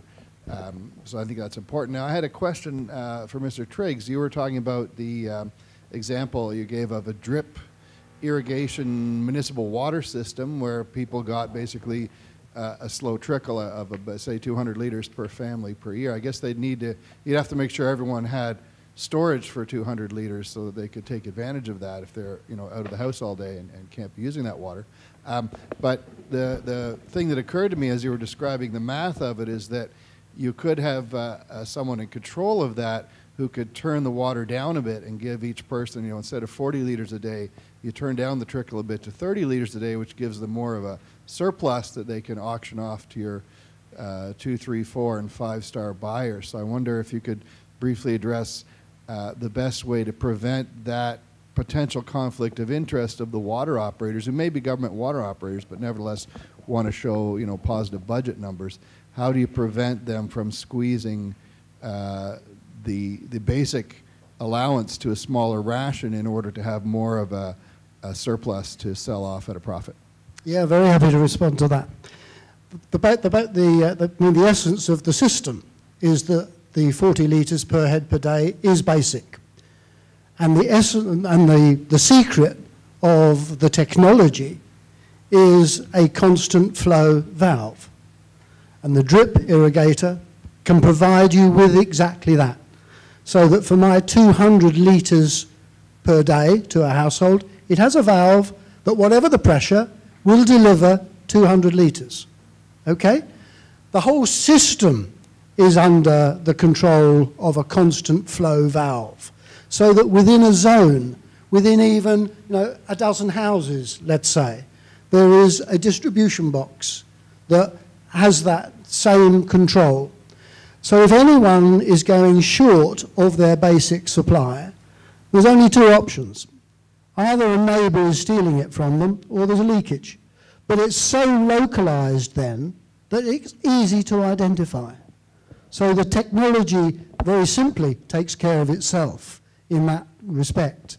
It's very much more akin to cable TV than it is to water supply. If you can imagine it.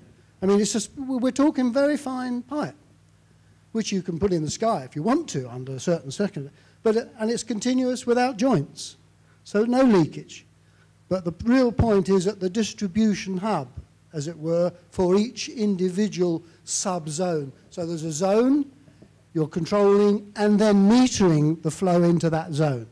So you've controlled it, you've metered it, you know that that zone is receiving X quantity. Within that zone, there are sub-zones, each of which now, because we've got continuous flow, can be metered. We can meter 20, 30 houses worth very easily. And now, whether we make that a private or a public really doesn't matter too much once you've decided that that's the system. Because what you now want is water bailiffs, as we tended to recall them, but they're local.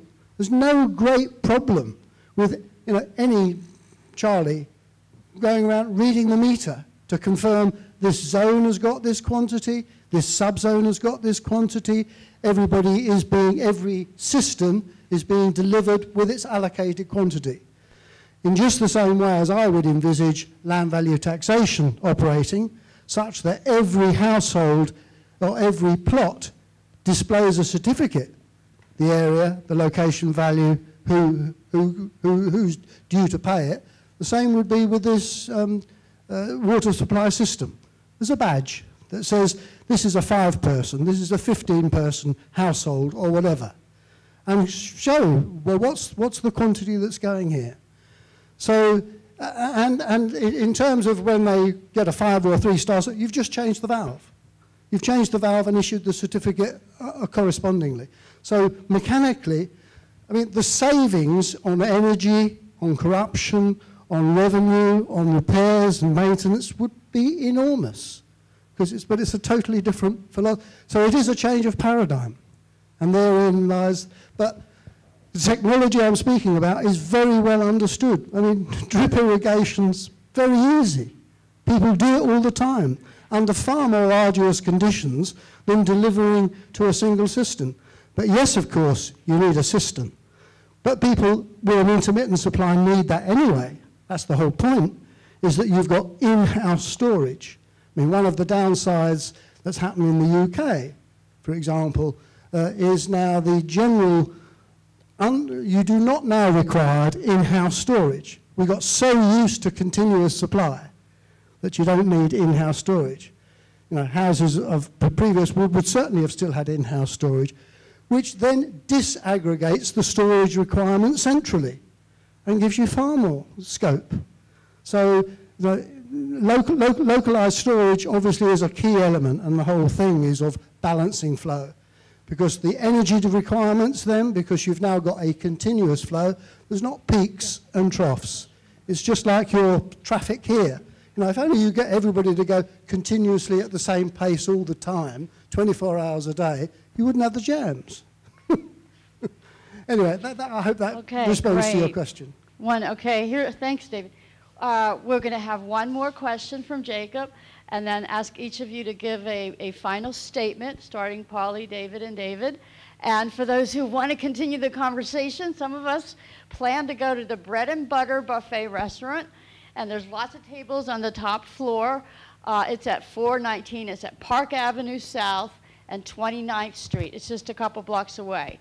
So after we clear out of here, some of us are going to go there. You're all welcome to join us. So, Jacob's question.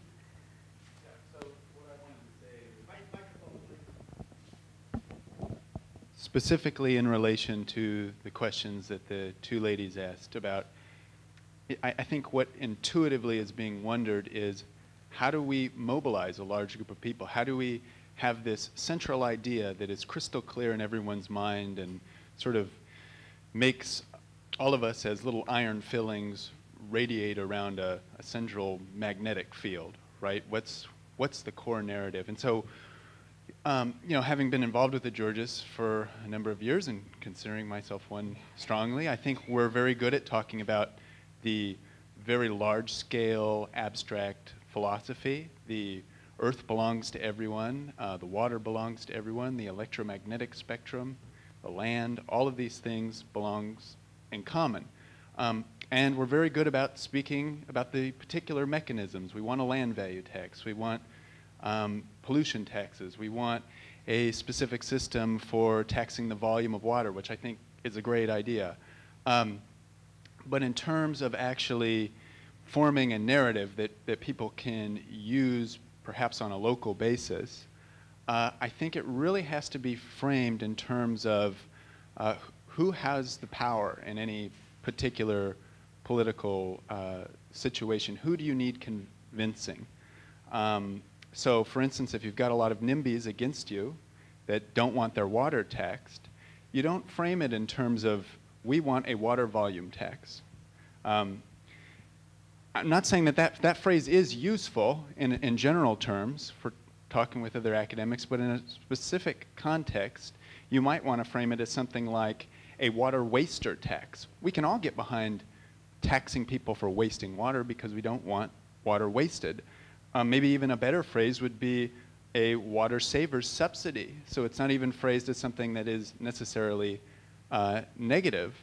You know, and I think that you can do studies like the kind that the Center for the Study of Economics does, with Josh Vincent here, where you actually determine who pays more and who pays less. If people know, I'm definitely not going to pay more, I'm actually going to save, because it's all of these people growing perhaps almonds or other wasteful crops in California that are really going to be the ones to pay. So it's again, it's not really about the very high-level philosophy or the very specific ways in which it's going to be implemented, but you know, what works for any particular area. And all these phrases, land value tax, water volume tax, whatever you want to call it, are useful in their own context. But I think that's the way you really mobilize people. And it's, yeah, I guess you can explain a whole philosophy, but people need to see examples. Ah, okay, this group implemented the water savers subsidy here, and over here they're taxing monopolies on genetic material or whatever. And then through example, I think people can start to understand how all these things relate without necessarily having to give a philosophical sermon. Okay, thank you. Ready for a wrap-up? Okay, let me wrap up on behalf of Mason. Number one, water and other natural resources belong to all of us, and all of us who use them have a responsibility to compensate the public for the use of these natural resources. And this is an idea that does not seem to be widely understood, in particular when it comes to California water. I keep talking to Californians who complain about the terrible drought, and it hasn't occurred to them that if the public charged for water, there wouldn't be a horrible drought. In fact, California would be awash in water if the users of water had to pay for it. What a shock.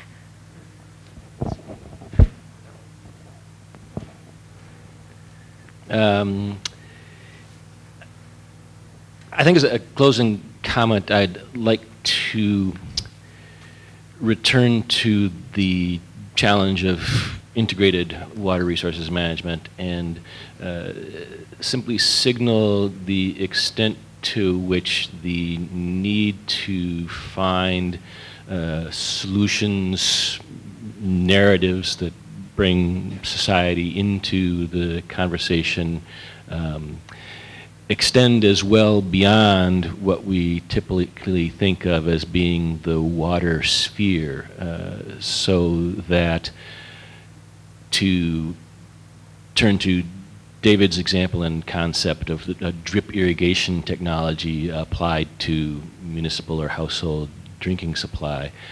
One of the reasons why water supply is intermittent in so much of the world is because the power supply is intermittent in so much of the world, particularly in urban areas where, like New York City, you've got people living stacked up on top of each other. You need power not only to purify the water supply, but you need power to pump it around the piped system, and particularly up floors in apartment buildings. So part of applying the technological solution or mechanism that David is talking about is related to another challenge outside of, although adjacent to and related with, the water sphere. Let's take the example of food security and the intersections that I was highlighting earlier. One of the reasons why we're losing so much of the water supply to wastage is happening outside of leaky pipes or evaporation from reservoirs or unsealed irrigation canals. It's taking place elsewhere in the food system, in wastage of the food that we've actually produced and which is now embodying this water supply.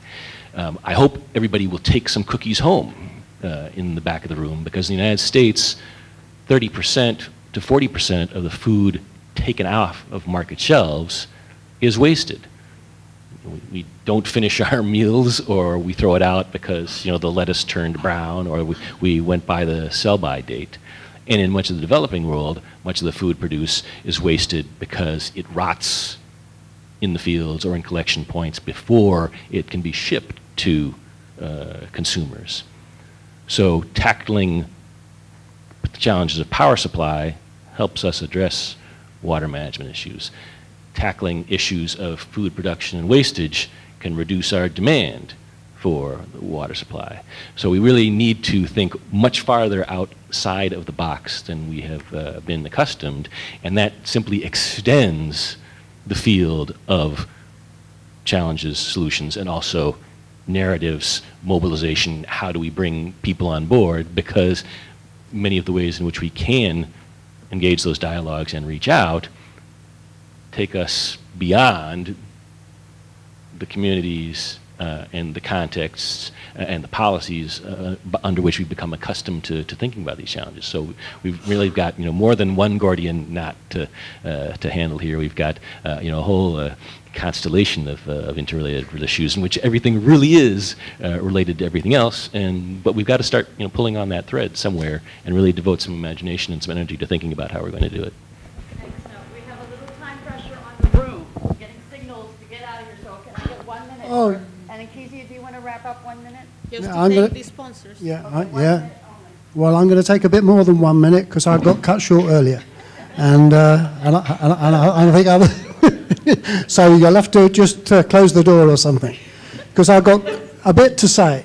First of all, I did not entirely respond to the question as to how do you pay for infrastructure, and that's absolutely critical. Well, how do you pay for infrastructure is the effect it has on land value, on location value. It's absolutely a no-brainer that when you put infrastructure in, certain areas benefit, as a consequence of which their location value increases. I don't like to call it land value tax. As far as I'm concerned, it's a location value fee or charge, because by a definition, a tax is an impost imposed by government without a corresponding benefit to the payee, to the taxpayer. What we're speaking about here, both in relation to water and the wider economic sphere, is when a benefit is conferred by the whole of society, by, as I illustrated, the presence of people. Because no people, no land value, no water value. The protections that provided by the people. If people don't have security of tenure or security of the use of their water, it's of no value. The services provided by the whole society, the market, the shops, the schools, the hospitals, the railways, all those things are provided by the whole community, private and public. But they all contribute to location value. The challenge is collect that community-created value for the benefit of the whole community. Then you won't need to tax people for working. You won't need to tax people for using their pre-created wealth, capital, true capital, not money, capital, goods and stuff that actually contributes. So start collecting the rent. Stop taxing labour and capital. And all the infrastructure that you really need or could desire will be paid for very easily indeed. But that's the technical solution. What's been highlighted again and again here is there's a far deeper problem. There's a deeper problem in the mind and the heart of people. And that's really the challenge. How do you change the mind of a nation? Well, it's an ethical, a religious issue, not of a particular religion, but of a recognition that all that nature provides is sacred, is worthy of a particular respect that means that it's not for me. The what's the alternative to religion? I'm very sorry. Yeah, yeah. Fine, let him come in and make us leave. We really, really appreciate Okay. it. Kezia, wrap it up. Okay, thanks very much indeed.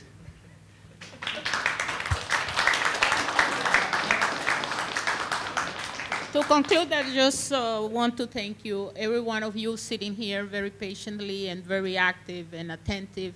That was wonderful, make our presentation excellent. And The sponsor for this meeting was the International Union for Land Value Taxation, United Nations ECOSOC NGO, the Robert Schackenbeck Foundation, and the American Journal of Economics and Sociology. And other sponsors, Communication Coordination Committee for United Nations, Center for New National Security, Center for Study Economics, Common Ground USA, Council of Georgia's organizations, Earthright, Air Sharing, Food and Water Watch, PAC RIM SB, School of Cooperative Individualism, Trinity Church, Wall Street's Environmental Justice Committee, We the World, Commons Clusters of the UN NGO Major Group Institute of Planetary. So thank you so much. It has been wonderful. Thank you.